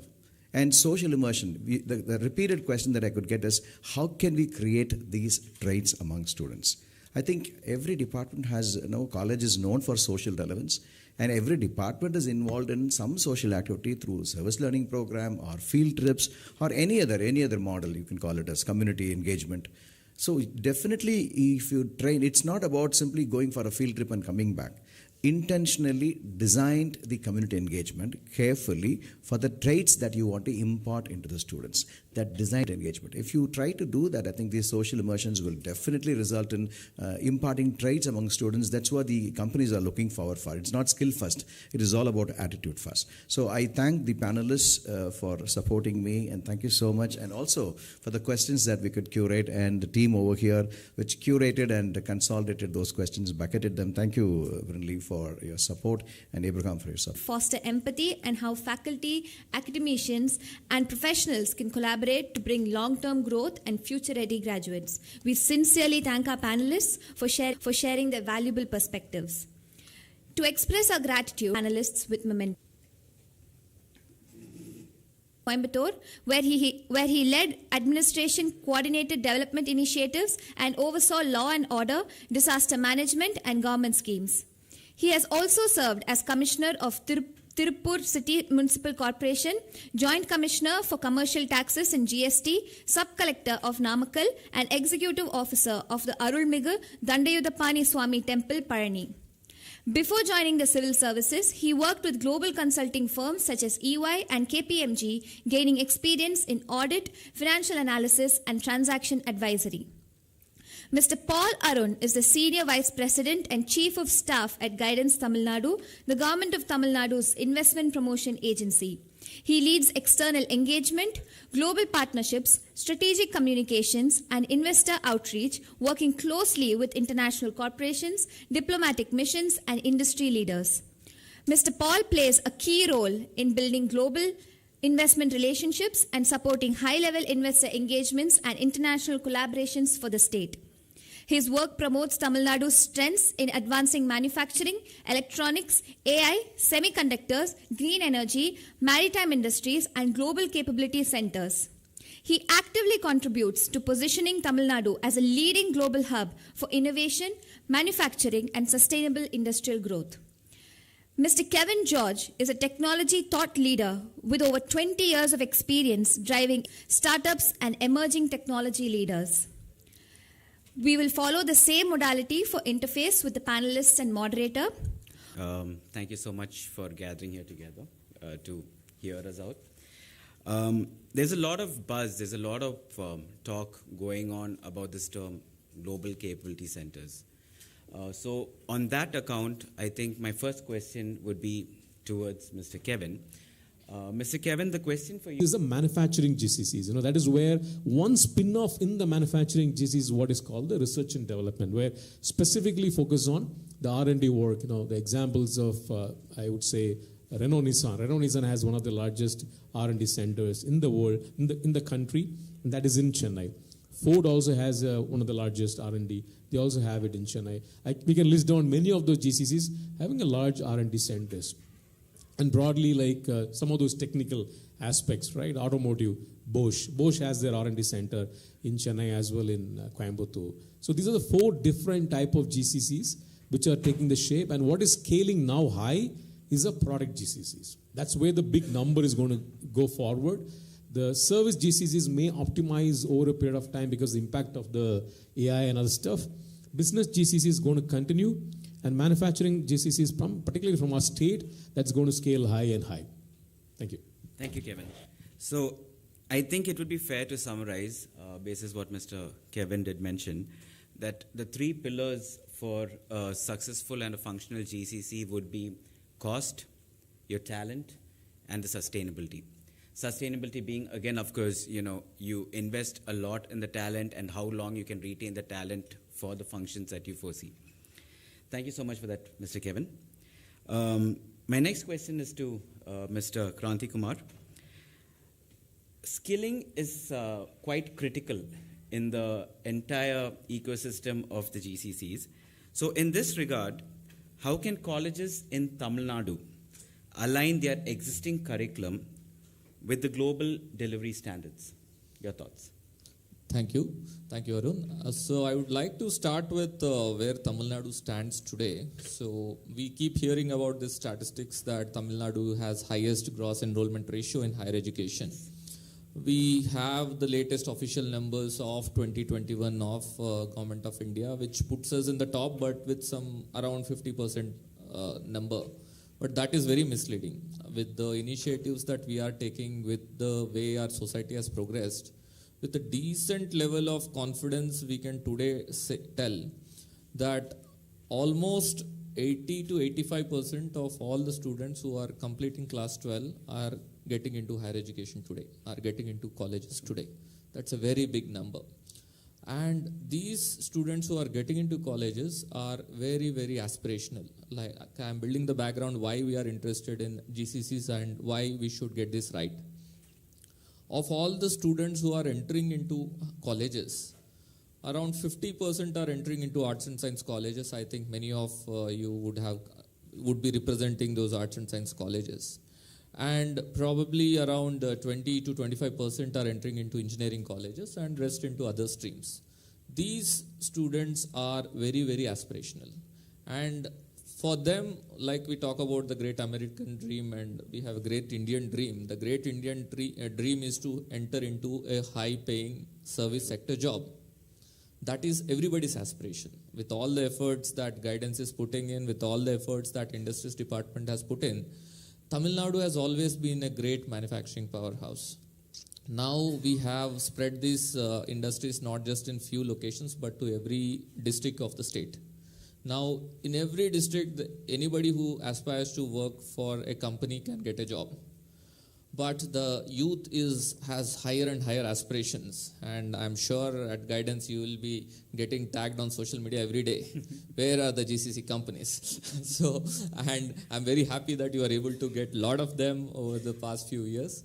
So that is where we see few areas where the aspiration of the people as well as the expectation of the company, if they meet, it brings a great value on the table. We see that in GCC because even in terms of productivity, when we see what are the number of people participating and what is the value added, and if you put a multiple to it, manufacturing is 2x, current our labor productivity. If 6% employment is happening there, 12% GVA is coming there.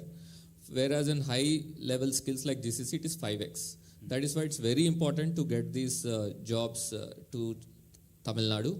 One more thing, now when we change from excise to GST, now the state also earns only when consumption happens here. The production doesn't matter. If you produce a lot and send outside, our state doesn't get money. We want a lot of people who can spend and consume in Tamil Nadu. So these are all the reasons why we all should work together and get this right. In terms of skilling, now how the colleges can tune themselves. So traditionally there's been this perception that our curriculums are very outdated and industry exists in a silo and academic institutions exist in a silo. And in Tamil Nadu we have been changing it. Colleges themselves have been proactively doing it, and government has given a fillip through Nan Mudalvan program where we bring these academic institutions and industry on a platform. We try to, in addition to whatever is happening in the curriculum, we take very proactive steps in updating the curriculum. That is one thing we do, and I think most autonomous universities also do that. In addition, we try to give industry-aligned skill courses to our students through the Nan Mudalvan platform. We do it in government colleges as well as affiliated colleges which are affiliated to our university. So by bringing industry and colleges together and bringing in the live use cases and practicality oriented aspects into the syllabus. We are doing that, and all the colleges can partner with us in doing this. I think that is the way forward. If you look at it as a static problem that there is a point we should reach, that will not work, because the industry expectation keeps on changing probably every 6 months. So to get this right, we should have a constant dialogue, and we'll keep on this model of non-Mudalvan, where every semester we have this discussion with the industry and get the appropriate updation to our curriculum done. That is the way forward, where all the colleges can take it forward to get themselves updated and get their students ready for the industry. Thank you. Thank you, Mr. Kranti. I think it's quite important for us to understand, as what Mr. Kranti mentioned, that employment is not the only thing that we should aim towards. There is a high element of ensuring that we get the right employment, or we provide the right employment. And this is exactly where he mentioned that our focus should be more towards the high-skilled, high-paying jobs. And I think there's a lot of collaboration that's required to ensure that we move towards the right direction. And we plan for the next 5 years and not just planning for today. Mr. Paul, your thoughts on the same question? Yeah, thank you. So before I start to answer this question, Kevin, you were saying that you're talking about Renault Nissan R&D here in Chennai. How many of you know that the European Car of the Year was designed in Renault Nissan's R&D facility in Chennai? So that is the kind of talent that we have. So in fact, when the Renault Group's chairman came, he himself was surprised. He came to Chennai, he visited that facility and went. And now, coming to your question, and before going to that, I'll also say Arun, we're really happy to say Arun is also an alumni of MCCI College, and he leads the GCC vertical for the state of Tamil Nadu. Thank you. Thank you. Okay, so when we have many companies companies across different countries who come and visit us in our office, be it US, Germany, UK, etc., etc. So when these companies come and talk to us, they don't really ask us what are the syllabus or what are the textbook you're following. The first thing what they ask us with this GCC company specifically, can the graduate or the candidate that you are giving to us would be able to contribute from day one? That really defines what the global delivery of curriculum standards are right now. So that's the world is changing faster, technology cycles are faster, business models are evolving. So companies are looking for graduates who can move quickly from learning to execution. So non-Mudalvan is doing, we need the colleges to move from the knowledge-based curriculum to application-driven curriculum. This means three things. One, industry integration. Like what Kranti sir was saying, we need to expose the students to solving real-time problems, industry problem, right? Every semester, be it manufacturing challenges, data analytics, etc. Two is the global exposure. The students should have international case studies. Every semester they have to do. Right now, the workplace is borderless. There's no geographic barriers. The workforce is borderless. So we should have a global exposure. Last one is the digital capability. Irrespective of the discipline, finance, arts, or sciences, the student should have knowledge of AI tools, etc. So we all know that the education ecosystem of Tamil Nadu is the best in the country. Is the best in the country. So, right, now the colleges are producing candidates who are employable from the state. Now we have to make it employable globally. Globally, for example, a company in California recruits a person here, and before that guy rises up in the morning, the real-time problem is solved in India here. So the visibility also matters. Thank you, Paul.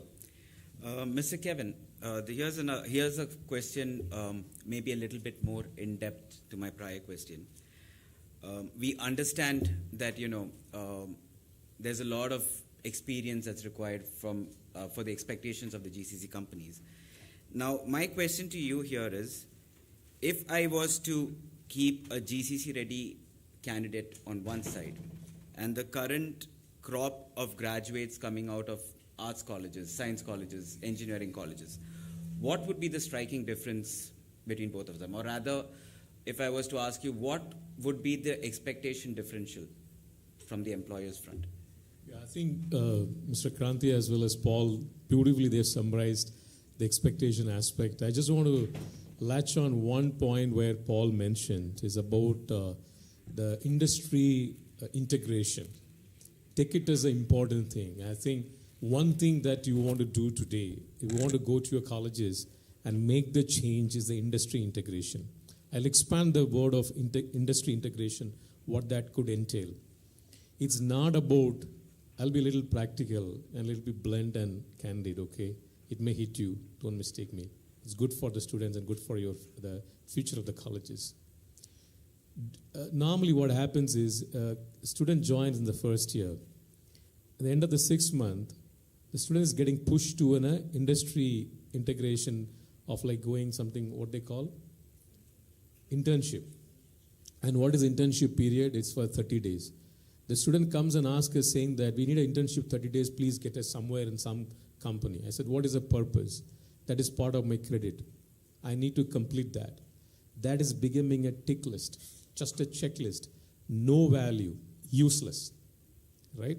Second, industry integration, how it happens in the normal processes, do a project work. What people go and do a project work is, today, 99.9% they complete the project work in the ChatGPT or Google Gemini.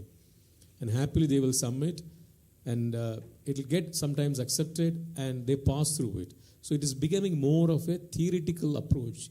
Though, what I'm trying to say is, though your intention is to get into the industry integration, but the approach is more of theoretical. The outcome will be theoretical. The practical aspect has been completely. Now what happens in the real case is, those set of students will be unemployable because they will not have an opportunity. They have lacked in the practical experience. That's the reason I just want to again latch on the one key aspect of Paul said is the industry integration. How, from my perspective, what will be essential for you to do is two things. One, there is a two components, right? One is the input and an output. And there is a process. Input is the faculties. Strongly I urge, I've been telling this for the last 3 years, wherever I'm going and talking, strongly I urge to consider to have a faculty internship with industry. First, faculties need to go into the industry, have an experience and exposure of how the industries are functioning today, how the GCs are operating, what are their expectations, how they are working and delivering to their global clients or the parent organizations they are functioning. That's number one. If you do that, the input component is taken care, right? Second, the output component. Borderless, somebody said in the previous thing is also, I think Sabita, you said it, like marks are, doesn't matter. What is more important is you measure their success based on what practical knowledge they are demonstrating, not by just going with the syllabus. I know there are accreditations and mandate and everything, but my humble request is try to accommodate the practical aspects. Make the industry people evaluate the students and make them to give the credits, right? If they have to demonstrate that particular knowledge in a 6 months period. As an example, you have 3 courses or 4 courses in a semester. Give the 2 courses or all the 4 courses, 50% is theory or maybe 30% is theory, 70% is all into the practicals. They need to do a hands-on project in a support with an industry, with the company. They should be there in their evenings, weekends, whatever the time they have, they should be present in that organization. They should do that particular work and come back and deliver to you. The 70%, the credits or the correction, the evaluation done by the industry, right? Now what happens is, you're already started inserting your batch of students into the industry from the day one. So which means they have the 3-year already an experience. This is what I'm calling as industry integration, right? 3 years or 4 years of the curriculum, they're already gaining that experience. When they get into the other employable opportunities, what will eventually happen is industry will accept it, embrace it. Right? So that's what I just want to give as a measure of advice and thought process. But there are more thoughts, but I just want to pick one thing, right? What will be the one takeaway that you want to take it forward? Again, that's told by Paul only. It's like the industry integration. Make it purposeful, realistic, and meaningful, not just for ticking the list. Thank you. Mr. Paul, would you like to add on to this? I mean, with your cross-sectoral engagement with multiple companies, would you like to add on to Mr. Kevin's thoughts? Okay. you're talking about the GCC ready regular graduate. You're saying GCC ready graduate itself is a reflection of how the workplace has changed. Earlier, when you see a graduate will go to a company, he'll spend time in the company and how to operate, learn things, and then get into the professional environment. Now things have changed. The guy sitting here in Chennai, Tirunelveli or Coimbatore is working with different cultures. So I think it would be three things. Number one would be the technical depth. Whatever discipline you are, whatever degree you're doing, the foundation skills should be good. Second is the global collaboration ability, I would say, is that the ability to interact with confidence, the ability to interact across cultures, and the communication skills. That is the key. And the third, I would say, is the next one basically would be on how to everyone are on different disciplines. So, but how they work along different teams. They are in Chennai, they are in Tirunelveli, they are in Coimbatore. But how they start adding value to the company right from day one. So my difference, I would say, between a regular graduate and a GCC ready graduate is a GCC ready graduate is a person who sits in any remotest part of Tamil Nadu and adds value to the global enterprise from day one. I think we can find a lot of them in MCC. I can quite assure you on that. So, Mr. Kevin, what you said did make a lot of sense. Now, you did mention that, it's not really more on the theoretical front, it's more of an experiential front. And that is what employers would expect to have their employees get familiar with. On this front,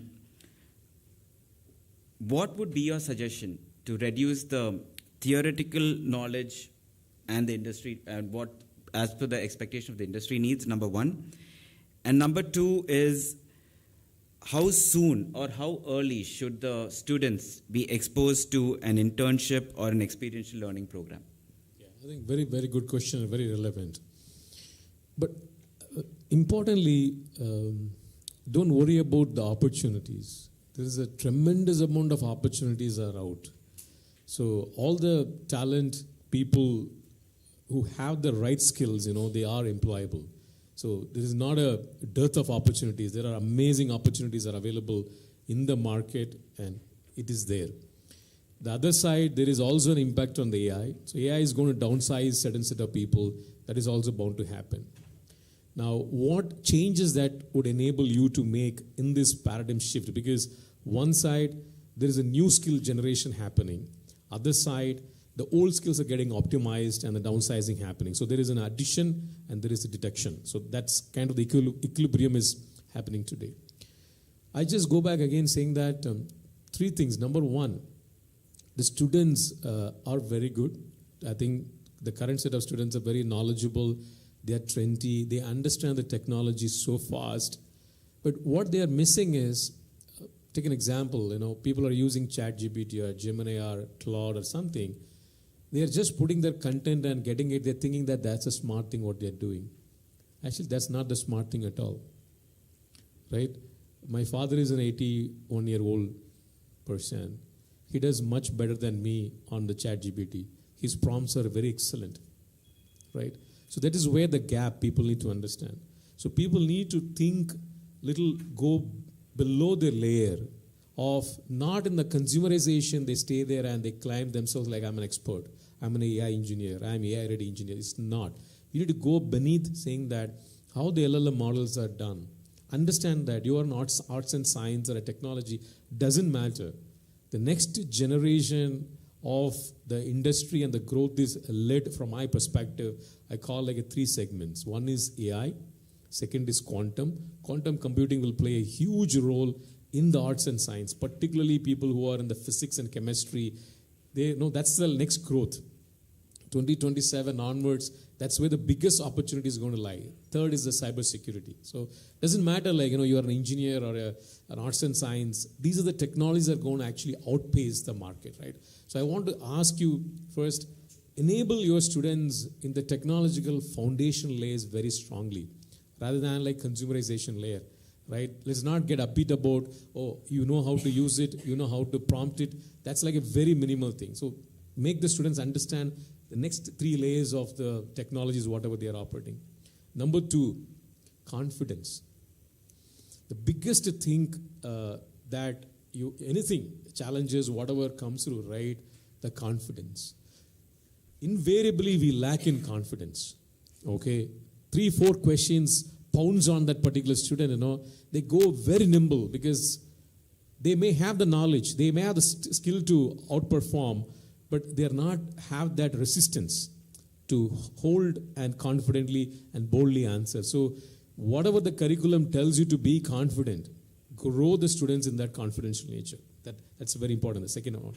The third one I want to highlight is engage your industry people, industry leaders in the early phase of the curriculum. I'm sure you all have this board of studies and so forth. A lot of things will be there, right? But engage the industries in the day one of your students. So if the day one of the students, when the industries are getting engaged throughout, the students are learning. One is from the theoretical aspect, what the professors are teaching. Second is all the readiness that is expected from the market. See, some may argue saying that no, there are a lot of nuances like the professor of practice and we are putting some of the industry people there. But you're calling the industry people come and teach you. But again, if you impart them, this is the curriculum, you have to stand with this boundary of the curriculum, doesn't make sense, right? So the practicality is important. So if you're calling an industry, let it go. Whatever they want to teach, put them on a free mode approach and ensure that they gain that practical knowledge, right? Compete in the global arena. And people, if think that, I'm going to compete only with these people around me, the students are going to fail. I think that the mindset of the students need to think, I need to compete with the guy in San Francisco, with the guy in Tokyo, with the guy in whoever is in London, in Germany. That level of skills, capability that need to come. Are we lacking in there? Absolutely no. Absolutely no. And these can be taught with the students from the day one, right? And I would encourage, the program to conclude, Arun, enable your faculty on this technological area. If the faculties are not enabled, you're losing on the input. The output will not come. Because once the input is stabilized and sharpened, the output is a byproduct. His output is an employable byproduct. Just to add what Kevin was saying, so in fact, the Gartner's 2026 top 10 predictions, one of the predictions was the future of hiring increasingly will be skills first rather than degree first.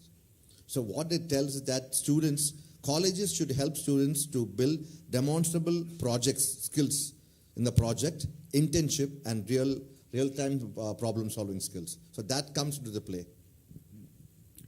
Thank you, Paul. Mr. Kranti, just to explore that topic a little bit more, what would be your thoughts on the MSME front, number one?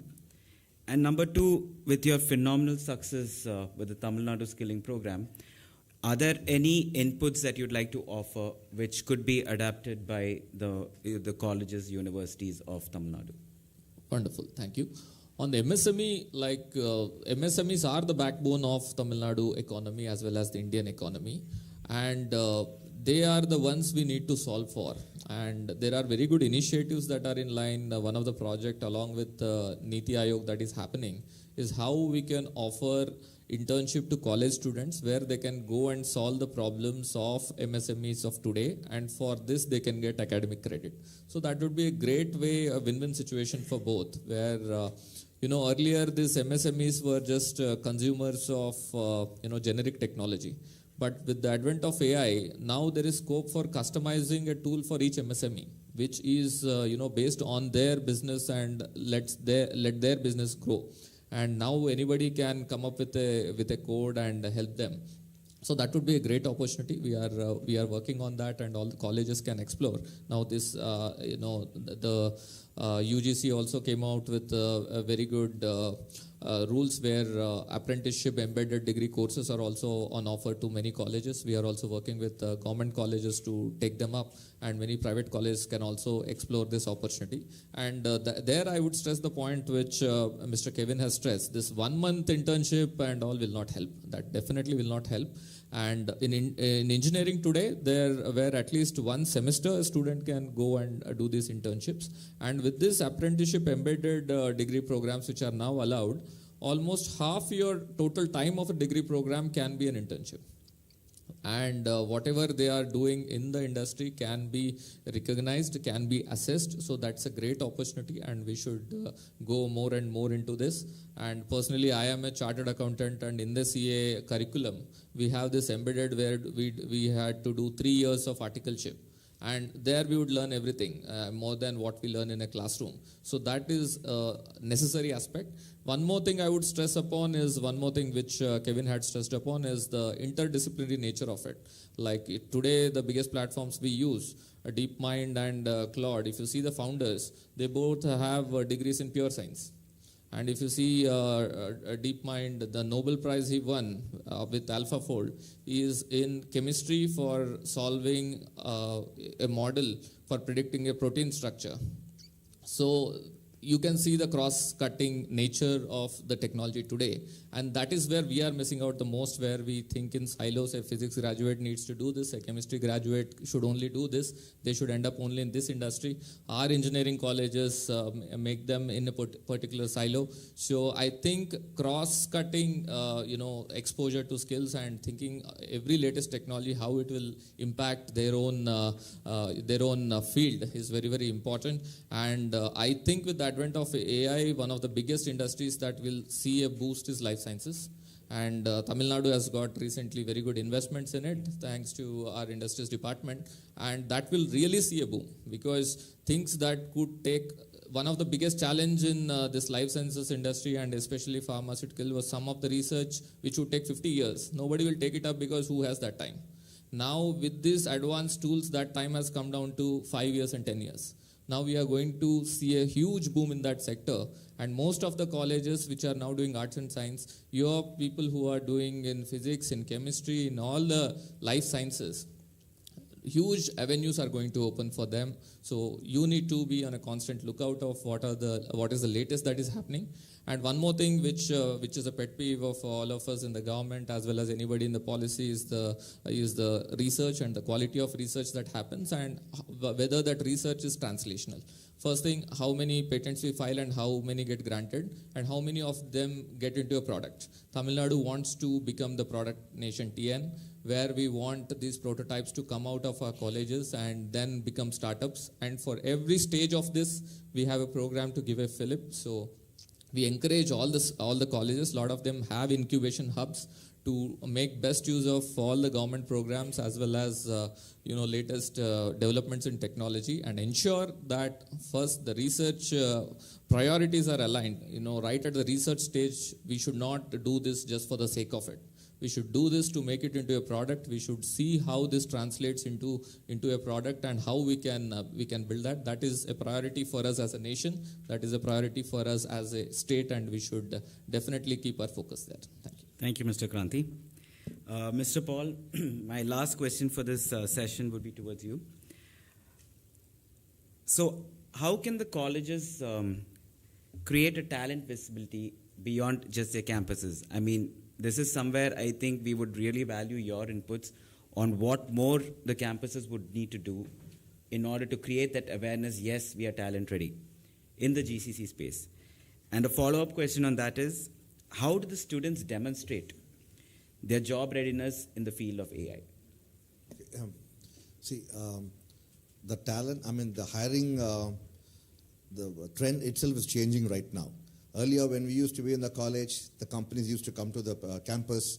They used to have some aptitude tests. Then they come to physically, they be there, they do an interview, and they do a campus interview, and they select the students.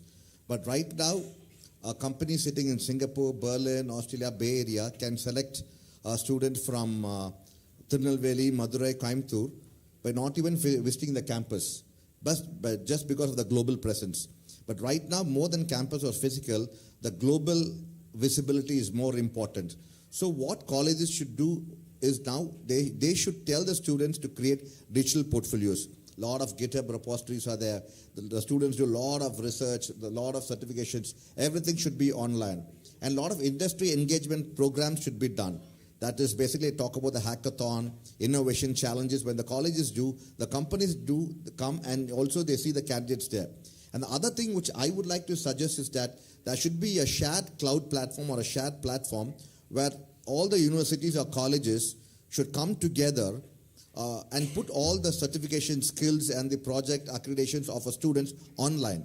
So when a global company, be it anywhere in the part of the world, if they want to choose a candidate from Tamil Nadu, they can just go to the website, filter and screen and shortlist the candidate and just hire them directly. So now because of the visibility, the geographic barriers are being stopped right now. So the colleges should ensure not just campus opportunity, but how to ensure the visibility of the students online on a global scale. So that really matters. Thank you, Paul. Just take an example of a global guy. When they come and talk, right, how they position, how they talk, how they market themselves. So one other thing I just want to mention is marketing self. Our people, our students, very inward, very conservative, right? The marketing self is not there. Moment you turn your skills into marketing self, what will happen is you are not only actually demonstrating your skills very openly, you are demonstrating your confidence, you are demonstrating your clarity, your conviction on the skills that you hold. That's a very relevant thing for the students today. So visibility is important. Visibility is also, I think we need to move away like a standard curriculum vitae to a very video-centric curriculum vitae. People need to able to speak in a minute or a 2 minute about themselves very confidently, right? That's the one thing I just want to leave it there. I just want to close with, if you're okay, because the GCC segments, the future ready, right? I just want to close with one thought. You're okay? Yeah, sure. Sure. See, let's put a scenario saying that how GCC is hiring people, right? Where and all the lays where they will hire people. And that will actually enable you to think where you can position your people in that appropriate, right? Largely the tech-centric. So 60 to 70% is the technology. So it could be a software development, software testing. So it's all making of software or software engineering, let's put that way, right? That is like a 60 to 70%. The sub-lays in the software development, software engineering is where you have the AI engineering, data engineering, your cybersecurity roles will come in, and also your infrastructure, network engineering, and administrative engineering will come. So those are the layers I would put that. But among the 60%, 80% of the roles are where? In the software engineering.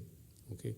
But again, GitHub Copilot is a very challenging one. People saying that the codes will dead.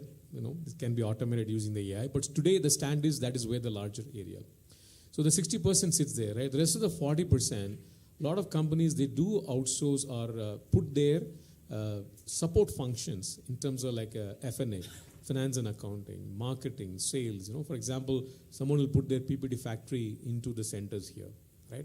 That is, again, other real good area for people to focus on. That will be like a 20-30%. The rest of the 10-15% is the research and development. They primarily focus on the next layer of the growth where the companies would focus. So like Mr. Kranti was clearly calling out, right, the importance of science. Now, doesn't mean like, the GCCs are going to hire only the engineers or engineer-ready talent. I think that the degree is getting a little diminished, I would put that way.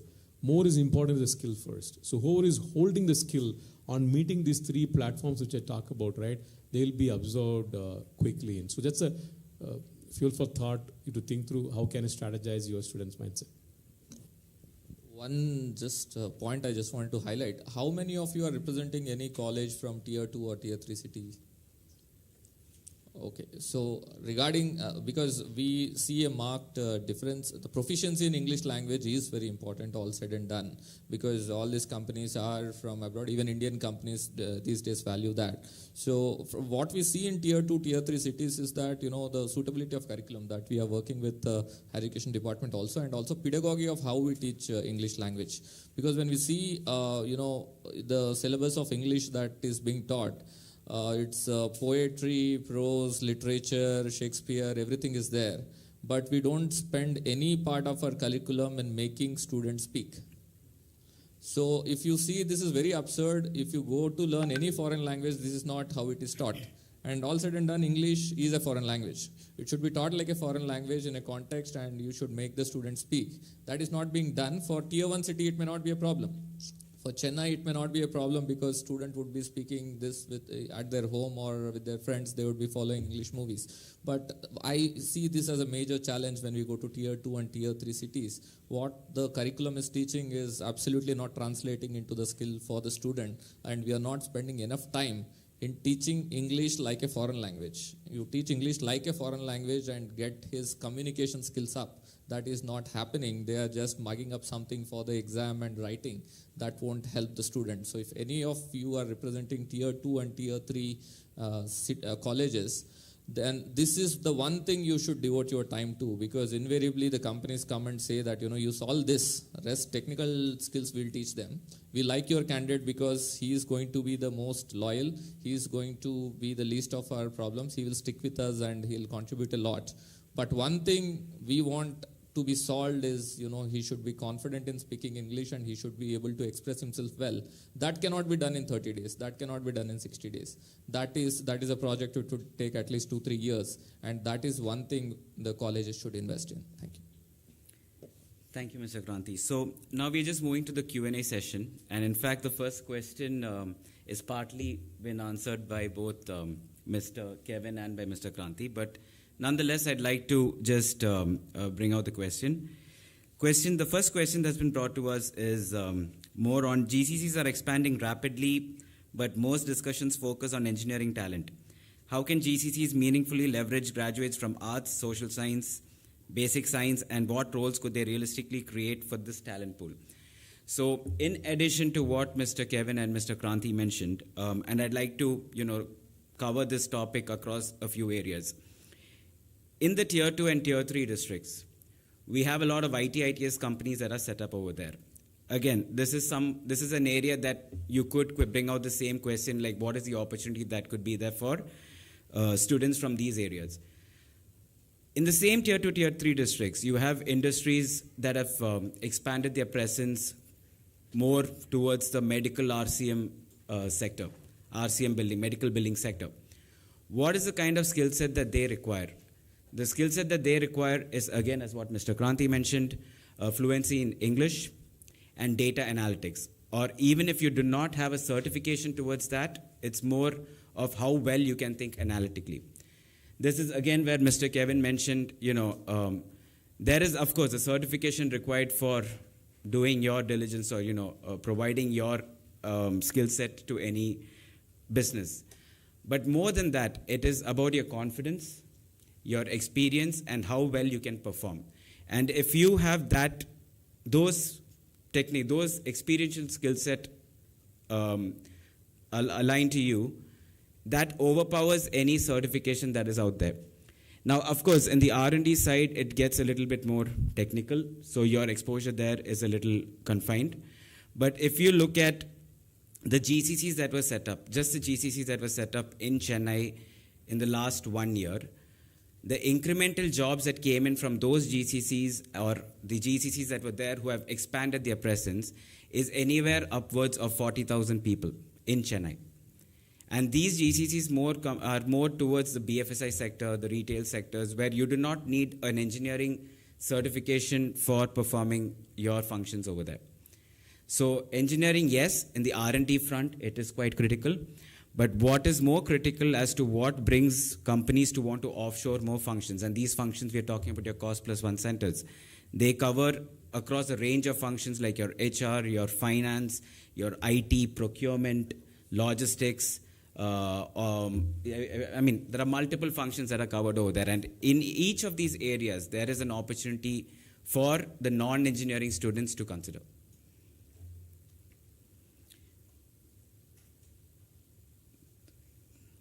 Moving to the next question, could a centralized problem statements portal allow companies to share real business challenges, data sets, and mentors so that colleges can solve them as part of coursework, creating structured exposure to real-world problems beyond internships? Yeah, so we already have a platform for this. This is the Niral Tirula Hackathon that we do in Nanmudalvan, which is not only open to our own colleges, it is also open to autonomous colleges, where we get problem statements from various departments of the government and also through all the industries that we are in touch with, and industries department also contributes there.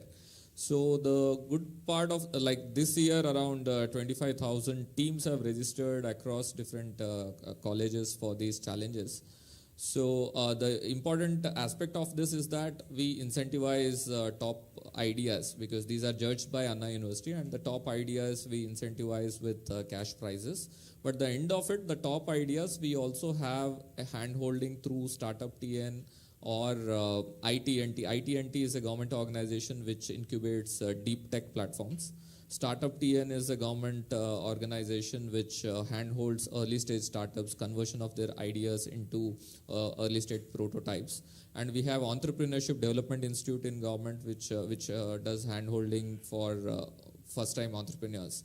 So multiple handholdings come as a package. So here the advantage is not only getting the industry problem statements and working on them, but also once you develop a prototype, there is a lot of handholding happens, and at that handholding stage, they get mentored by existing people who have already done it. They get experience sharing with the entrepreneurs, so that is very, very valuable for the students. So this platform, we will try to even make it more visible and more wider in the coming years. But I think having a single platform is really helpful, because everybody get exposed to, and it would be very cumbersome for the companies to host their problems in different platforms and then keep following them up. So I think that would be a good idea for everybody to take it up. Thank you, Mr. Kranti. So in private, I think many of you would have already known Kaggle is there. Kaggle website is there. All the top companies like Facebook, Tesla, everyone, they put the pain points and the problem statements there, and the people who solve it get hired there. And you also have Analytics Vidya, who also have a lot of innovations and hackathons. We are also experimenting this time. There are a lot of gig works that happen even in IT, and more diverse works are coming up. We are trying to see how we can integrate it into our Nanmudalvan program. Maybe it would be a food for thought for all of you. There is a hypothesis, it's yet to be tested, that most of the service industry would get so atomized. It's very possible in a near future that most of the functions that are happening within the companies can be hosted on these platforms, where anybody can pick it up and solve for it. So whether it would be a good idea for you to handhold your students to have account on these gig work platforms and get work experience. This is as good as a work experience. They can have their own portfolio of work by the time they graduate. So it is an evolving idea, but it's worth giving a try. Thank you, Mr. Kranti. My next question is the third question is towards Mr. Kevin. With thousands of students graduating every year, how can industries realistically scale internships, live projects, and corporate-led learning without overwhelming companies or diluting the learning quality? I think industry is very willing and warmly welcoming the academia, because there is a realization in the industry that the academia-industry partnership is very important. The growth of the industry is aligned to the talent pipeline that they create. And the good part is from the state, we have a lot of young talent. Some of the other countries, the talent pipeline is shrinking, but whereas in our state, the talent pipeline, the percentage we have is quite a lot. So there's a warm aspect of embracing the academia into the industry segment. The other aspect I want to consider is, firstly, what is your curriculum? And what is your purpose in the curriculum? If I put a survey to all of you, is the intention or the objective is to get all your students 100% placement? Is that the right one? Is that your objective? The objective is to get everybody placed. How many of you think is that the objective? No, come on. One is there. Be genuine. Come on. We find one honesty in the crowd. Yeah, be honest, right? Everybody's intention is to get students placed, right? You see, what is happening is that mode is dead today. Please don't operate in that mode, because that mode will never get you to that objective achieved. this. I had another statement. I do not want to make it, but offline I'll make it, to you if you want to. I want you all to think, to prepare the students with the mindset to face the future, face the uncertainty. See, what they're lagging today is a resistance. They're not able to observe the failures. Something like, Instagram, right? They want everything Insta. Because this generation has seen the death of failures in our life. We have come here. Somebody talked about tier 2, tier 3, and Mr. Kanti was talking about. I came from a tier 3.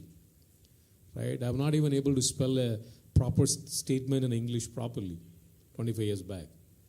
Right? But people who can withstand the failures, that resilience and resistance is very important. People do not have that resilience today. Right? Because the moment they fail, they get shattered. How can you teach that aspect into the curriculum? And make them prepare to face uncertainty, the volatility in the market, right? Do we know today what will happen? We do not know what is happening or next week, right? We just get up in the morning, the entire thing in the world is changing.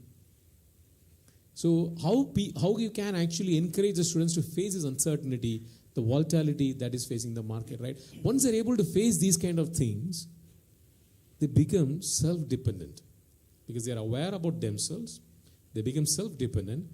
Their self-esteem will go up, and eventually their confidence will be like top-notch. Now, it's not your objective. They know what they want to do, right? Someone will go as a researcher. Someone will be an entrepreneur. Someone will do something, whatever they want to do. But you will make everybody not job-ready to live a life. Are you making them to live a life or just to get them into a job, right? So that's the distinction aspect that we need to look. So curriculum is good, but can you ensure that curriculum is giving them a life that they can live happily for whatever the many years, right?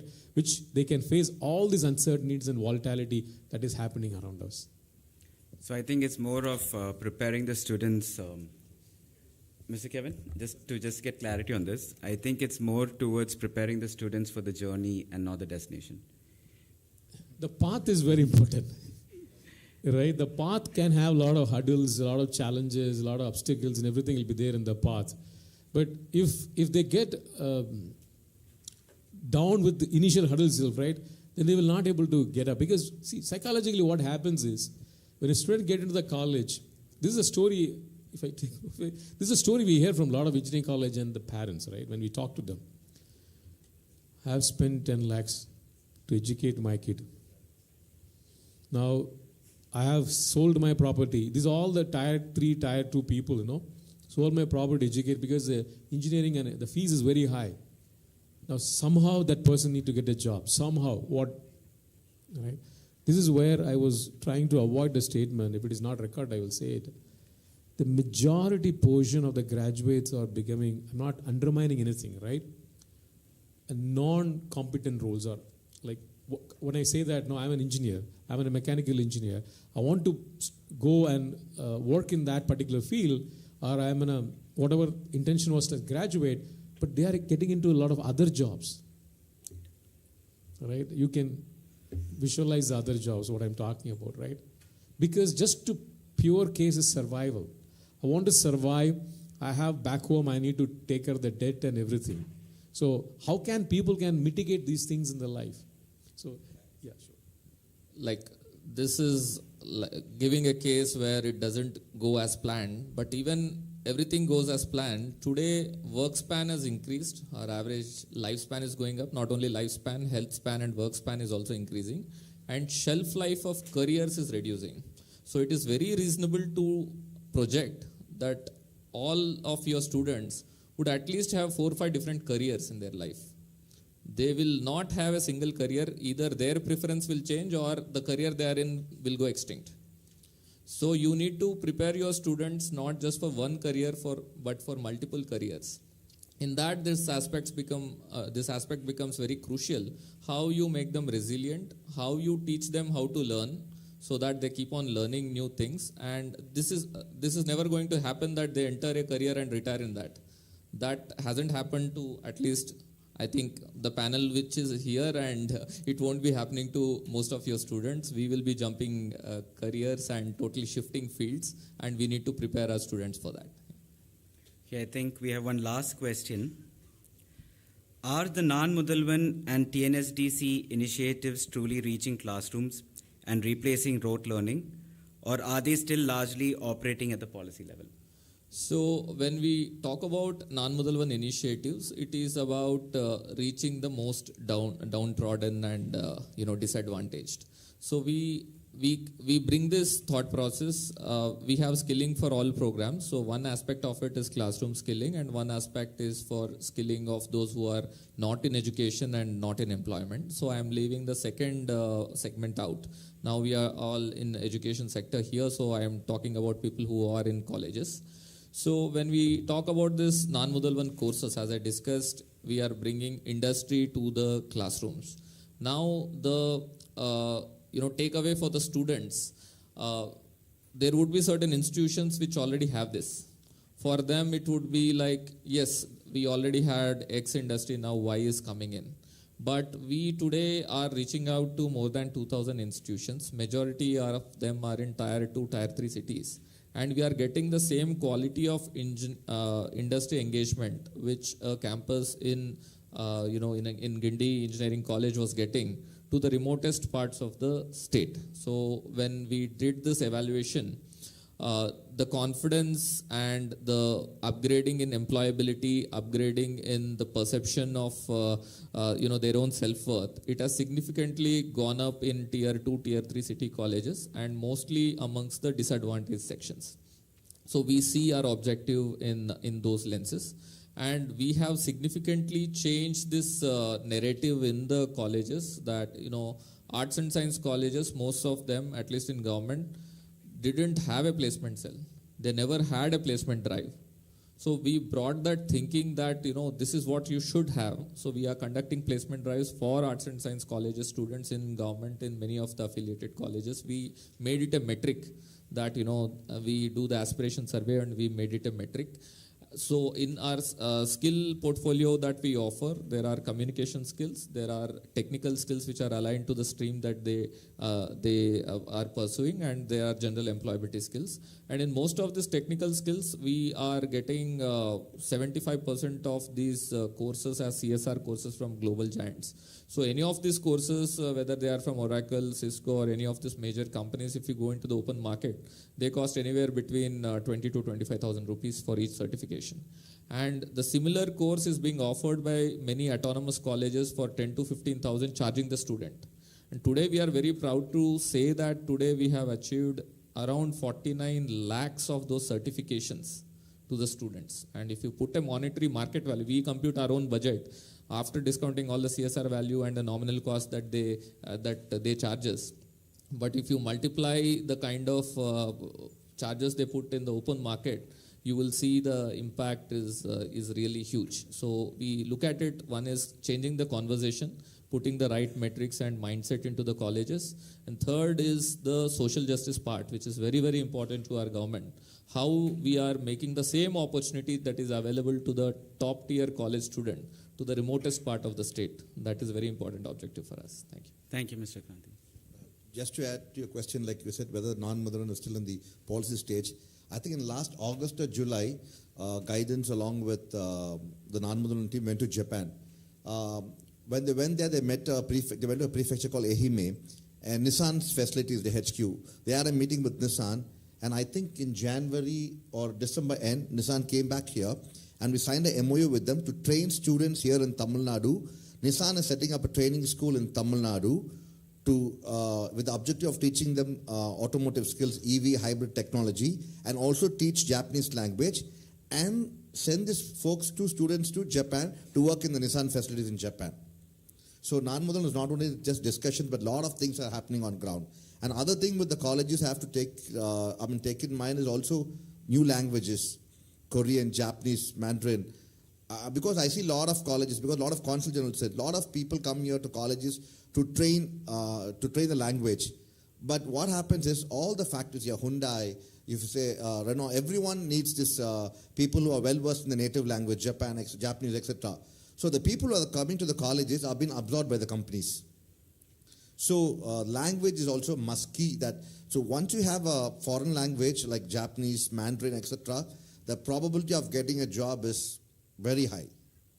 I think we have last 1 minute. If we could have a closing statement from all three of you all. If I would say now, talent is the global currency, future. So companies, what they're doing, when they come and choose locations, companies don't look for, earlier it used to be for infrastructure incentives, what are incentives? But now when companies are choosing locations, they look for future-ready talent, whether the talent is available. And that's why most of the companies, I could say, keep talking, because we see many manufacturing companies, many GCC companies, off late you see JLR, VinFast, everyone have made Tamil Nadu the home. But the only reason is talent. I'll just say a small example. VinFast, the EV manufacturing company, when they had come to Thoothukudi. So they said we need 500 or 600 people in this particular skill set. The Thoothukudi collector, along with the non-Mudulan team, they had a scheme and they trained more than 800 to 900 people in Thoothukudi, all diploma polytechnic graduates based on the syllabus for 3 months. And they gave a cohort of 800 to 900 people to VinFast. And VinFast chose 500 of them. So that is the level the government gets working with the companies also. So talent is very, very important, and that's why most of the companies choose. For example, Pegatron was here, now it's acquired by Tata Electronics. When they came, we had stiff competition from many other states. What they said, the talent is here. That's where they're coming. And also the workforce, ladies, girls, the nimble hands. Because in semiconductor electronics, the nimble hands matters. And they say, we find best in Tamil Nadu. So now, talent is a new global currency. And we also have to the colleges have to make the talent visible. One thing I want to put across is that in this room, you are not competing with each other. We are together competing with other states and other countries now, because this is the most political topic across the globe of where these jobs would go. So everybody is competing for them. So we all have this common stake to make a brand for Tamil Nadu, and we should, how we have excelled at manufacturing, we should now excel at GCC, and we should have this association that, GCC hub of India is Tamil Nadu. So that is what we are all working together for, and we should all share knowledge, and I think this is a great platform. We should have many more such platforms to have, if something succeeds, we should share our formula to everybody, because companies won't come to Tamil Nadu if there is one college of excellence which is doing great. They will come to Tamil Nadu if all the colleges have great preparedness and the talent. This ecosystem effect will really have positive externality. So we should all work together and make Tamil Nadu synonymous to GCCs in India. Thank you. I said this statement 3 years back. Talent is a new currency and Tamil Nadu is spreading it for the global. Good to see my friend Paul is resonating that. I just summarize it in a single statement to all of you and all the student communities. Face it fearlessly. Future is ours. Thank you. Thank you, gentlemen. It was a lovely session. On this note, I would just like to chip in one more line to this great panel discussion. I think what is also critical in the college community is re-engineering the current community that exists.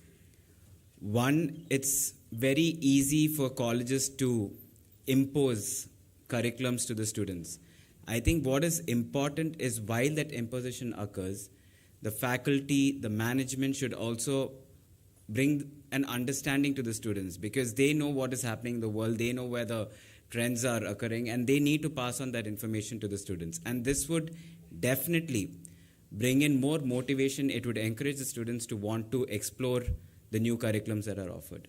And on this note, I'd like to thank you for your lovely time and have a wonderful weekend.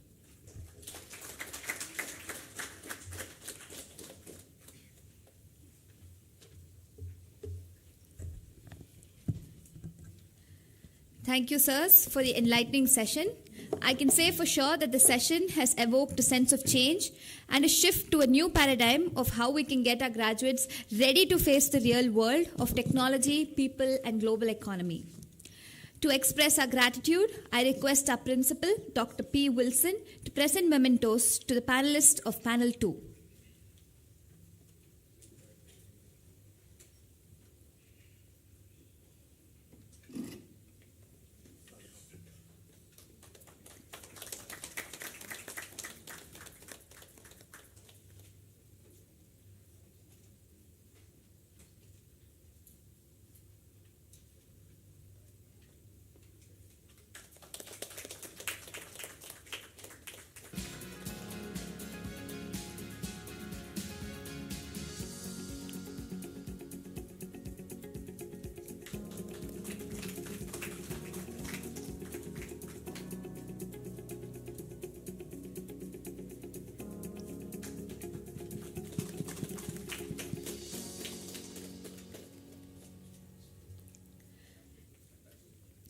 Thank you, sirs. I very gently request the dignitaries of panel 2 to take their seats in the front row.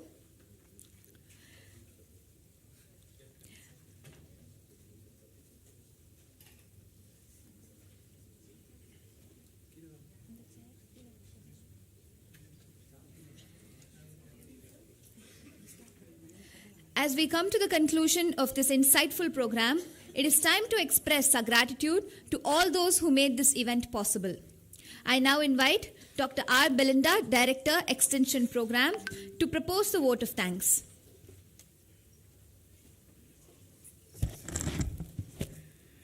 Respected dignitaries, distinguished guests, members of academia and industry, as we come to the close of this enriching industry academia engagement 2026, it is my privilege to propose the vote of thanks. With heart filled with gratitude, we thank the Lord Almighty for His benevolence on the Madras Christian College and on this event.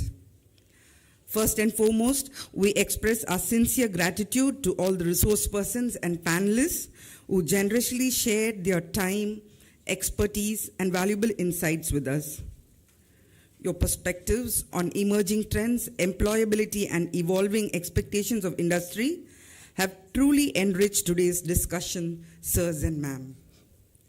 Our sincere appreciation goes to the HR professionals and industry representatives, which also includes our campus recruiters and alumni who joined us today to build meaningful partnerships will undoubtedly pave the way for a stronger recruitment ecosystem. We extend our heartfelt thanks to the special invitees, principals, vice principals, academic deans from various institutions who graced this occasion with their presence, which has strengthened the spirit of collaboration that lies at the heart of this engagement. We would also like to place on record our sincere gratitude to the heads of departments and placement representatives from all the departments. Through your continuous efforts in mentoring students, facilitating industry interactions, and strengthening placement opportunities, you play a very vital role in preparing students to confidently step into the professional world. We hope that this industry academia engagement has inspired more actionable initiatives that will further strengthen collaborations and create greater opportunities for our students.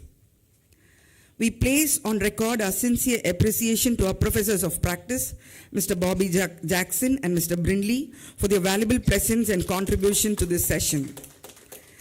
A special word of thanks to Mr. Brindley for his support in curating the questions and sharing them with the moderators, which greatly augmented the discussion. Thank you, Brindley. If any of the HR professionals present here are interested in applying for the position of Professor of Practice at MCC, you're most welcome to do so. You may please collect a copy of the standard operating procedure for Professors of Practice from the HR registration desk outside. We would like to place on record the support of Dr. Abraham Ribario, Professor from the Department of Physics, Assistant Professor from the Department of Physics, for his support in digitally recording the proceedings and converting it into a charter using AI tools. We gratefully acknowledge our sponsors and partners for their generous support, which made the successful conduct of this event possible. I will fail in my duty if I do not mention them individually. MCC Boyd Tandon School of Business, lovely nursery garden, a special word of thanks to MD, Mr. Ramalingam, an alum of 1978 batch of the Statistics Department, for sponsoring the succulent plants which are there in your goodie bag. And he also took personal care of the process at every level. Thank you, sir. Munching Mel's, a snack sponsor. Munching Mel's is an international brand of Manik's, formerly Jairam Sweets, run by our alumni, Mr. Nirmal. Munching Mel's participated in Dubai FCMG Expo a month back and was shortlisted among the top 20 startups among 700 others. They would love to have corporate partnerships as they spread their wings in global markets. I would also like to thank Anne Mewell, who has sponsored the recycled scribbling pad and seed pen. The pads, the covering page is plantable. So we'd like to thank Ms. Anika, who's here. It is a startup which works on recycling waste paper, starting off from paper to waste flowers into incense sticks and room fresheners, and also they're working on mango seeds. A special word of appreciation must go to the organizing team, Dr. Bailey Vincent and Ms. Benita, placement manager, whose meticulous planning, coordination, and dedication ensured that every slice of the event proceeded smoothly.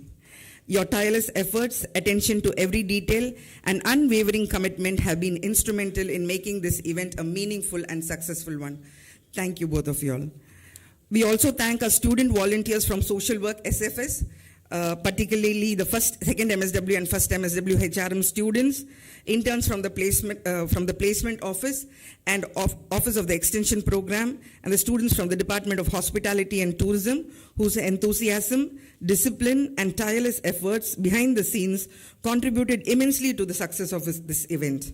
We deeply appreciate the teamwork, enthusiasm, and professionalism that each one of you have brought to this event. Thank you, students, and God bless. Thanks to Dr. Aarti and her team from MMIP for supporting the event with the venue arrangements. Finally, to all those who contributed in ways big and small to make this program meaningful and impactful, we extend our sincere thanks. Before we close, I would like to project the charter which has been prepared using AI by Dr. Abraham. Can we scroll down to the last couple of slides, please? Next one. Yes. Okay, so this is the charter. A part of the charter, the second panel's deliberations will also be combined, and it will be sent to you all by this evening.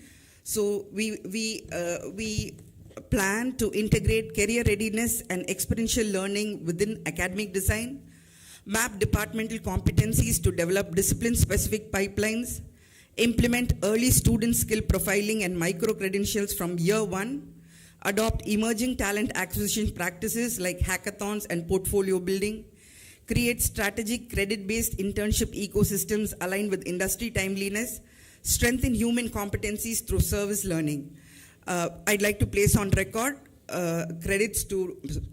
Sabita, for her efforts in putting these charters down together earlier itself, and we have Dr. Abraham has compiled it together with today's proceedings. Next slide, please, ma'am. So we come up with a collective purpose as academic leaders entrusted with shaping the future of our students. We affirm our commitment to strengthening the bridge between academia and industry. We will strive to align our teaching, learning, and institutional practices with the evolving expectations of the world of work.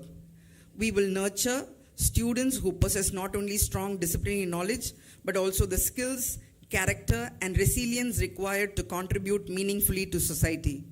Together, we commit to creating learning environments that inspire curiosity, innovation, responsibility, and lifelong learning. And through collaboration across institutions and industry, we pledge to build a generation of graduates who are confident, capable, and future ready. With gratitude for every contribution and hope for stronger collaborations ahead, we conclude today's engagement and we plan to shape the future of learning and leadership. May the conversations that began today continue to inspire partnerships that nurture talent, innovation, and shared progress for students, institutions, corporate houses, the state, and the nation. Jai Hind.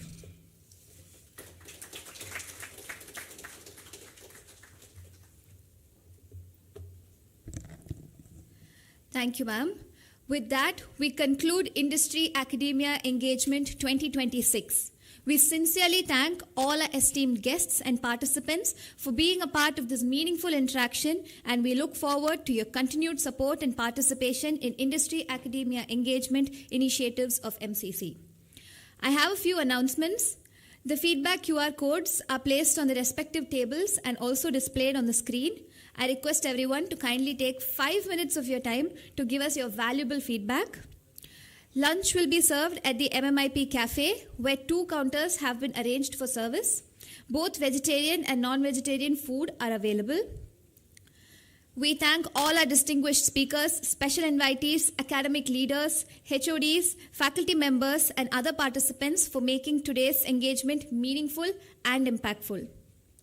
As we conclude this event, may I request everyone to kindly rise for the national anthem. जनगण मन अधिनायक जय हे भारत भाग्य विधाता पंजाब सिंध गुजरात मराठा द्राविड उत्कल गंगा विंध्य हिमाचल यमुना गंगा उच्चल जलधि तरंगा तव शुभ नामे जागे तव शुभ आशीष मांगे गाहे तव जय गाथा जन गण मंगलदायक जय हे भारत भाग्य विधाता जय हे जय हे जय हे जय जय जय जय हे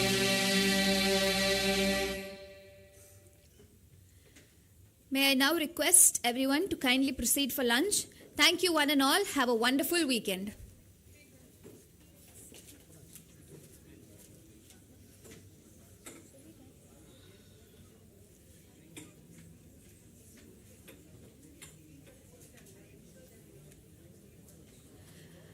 I kindly request everyone to ensure that you've given your feedback before you proceed for lunch.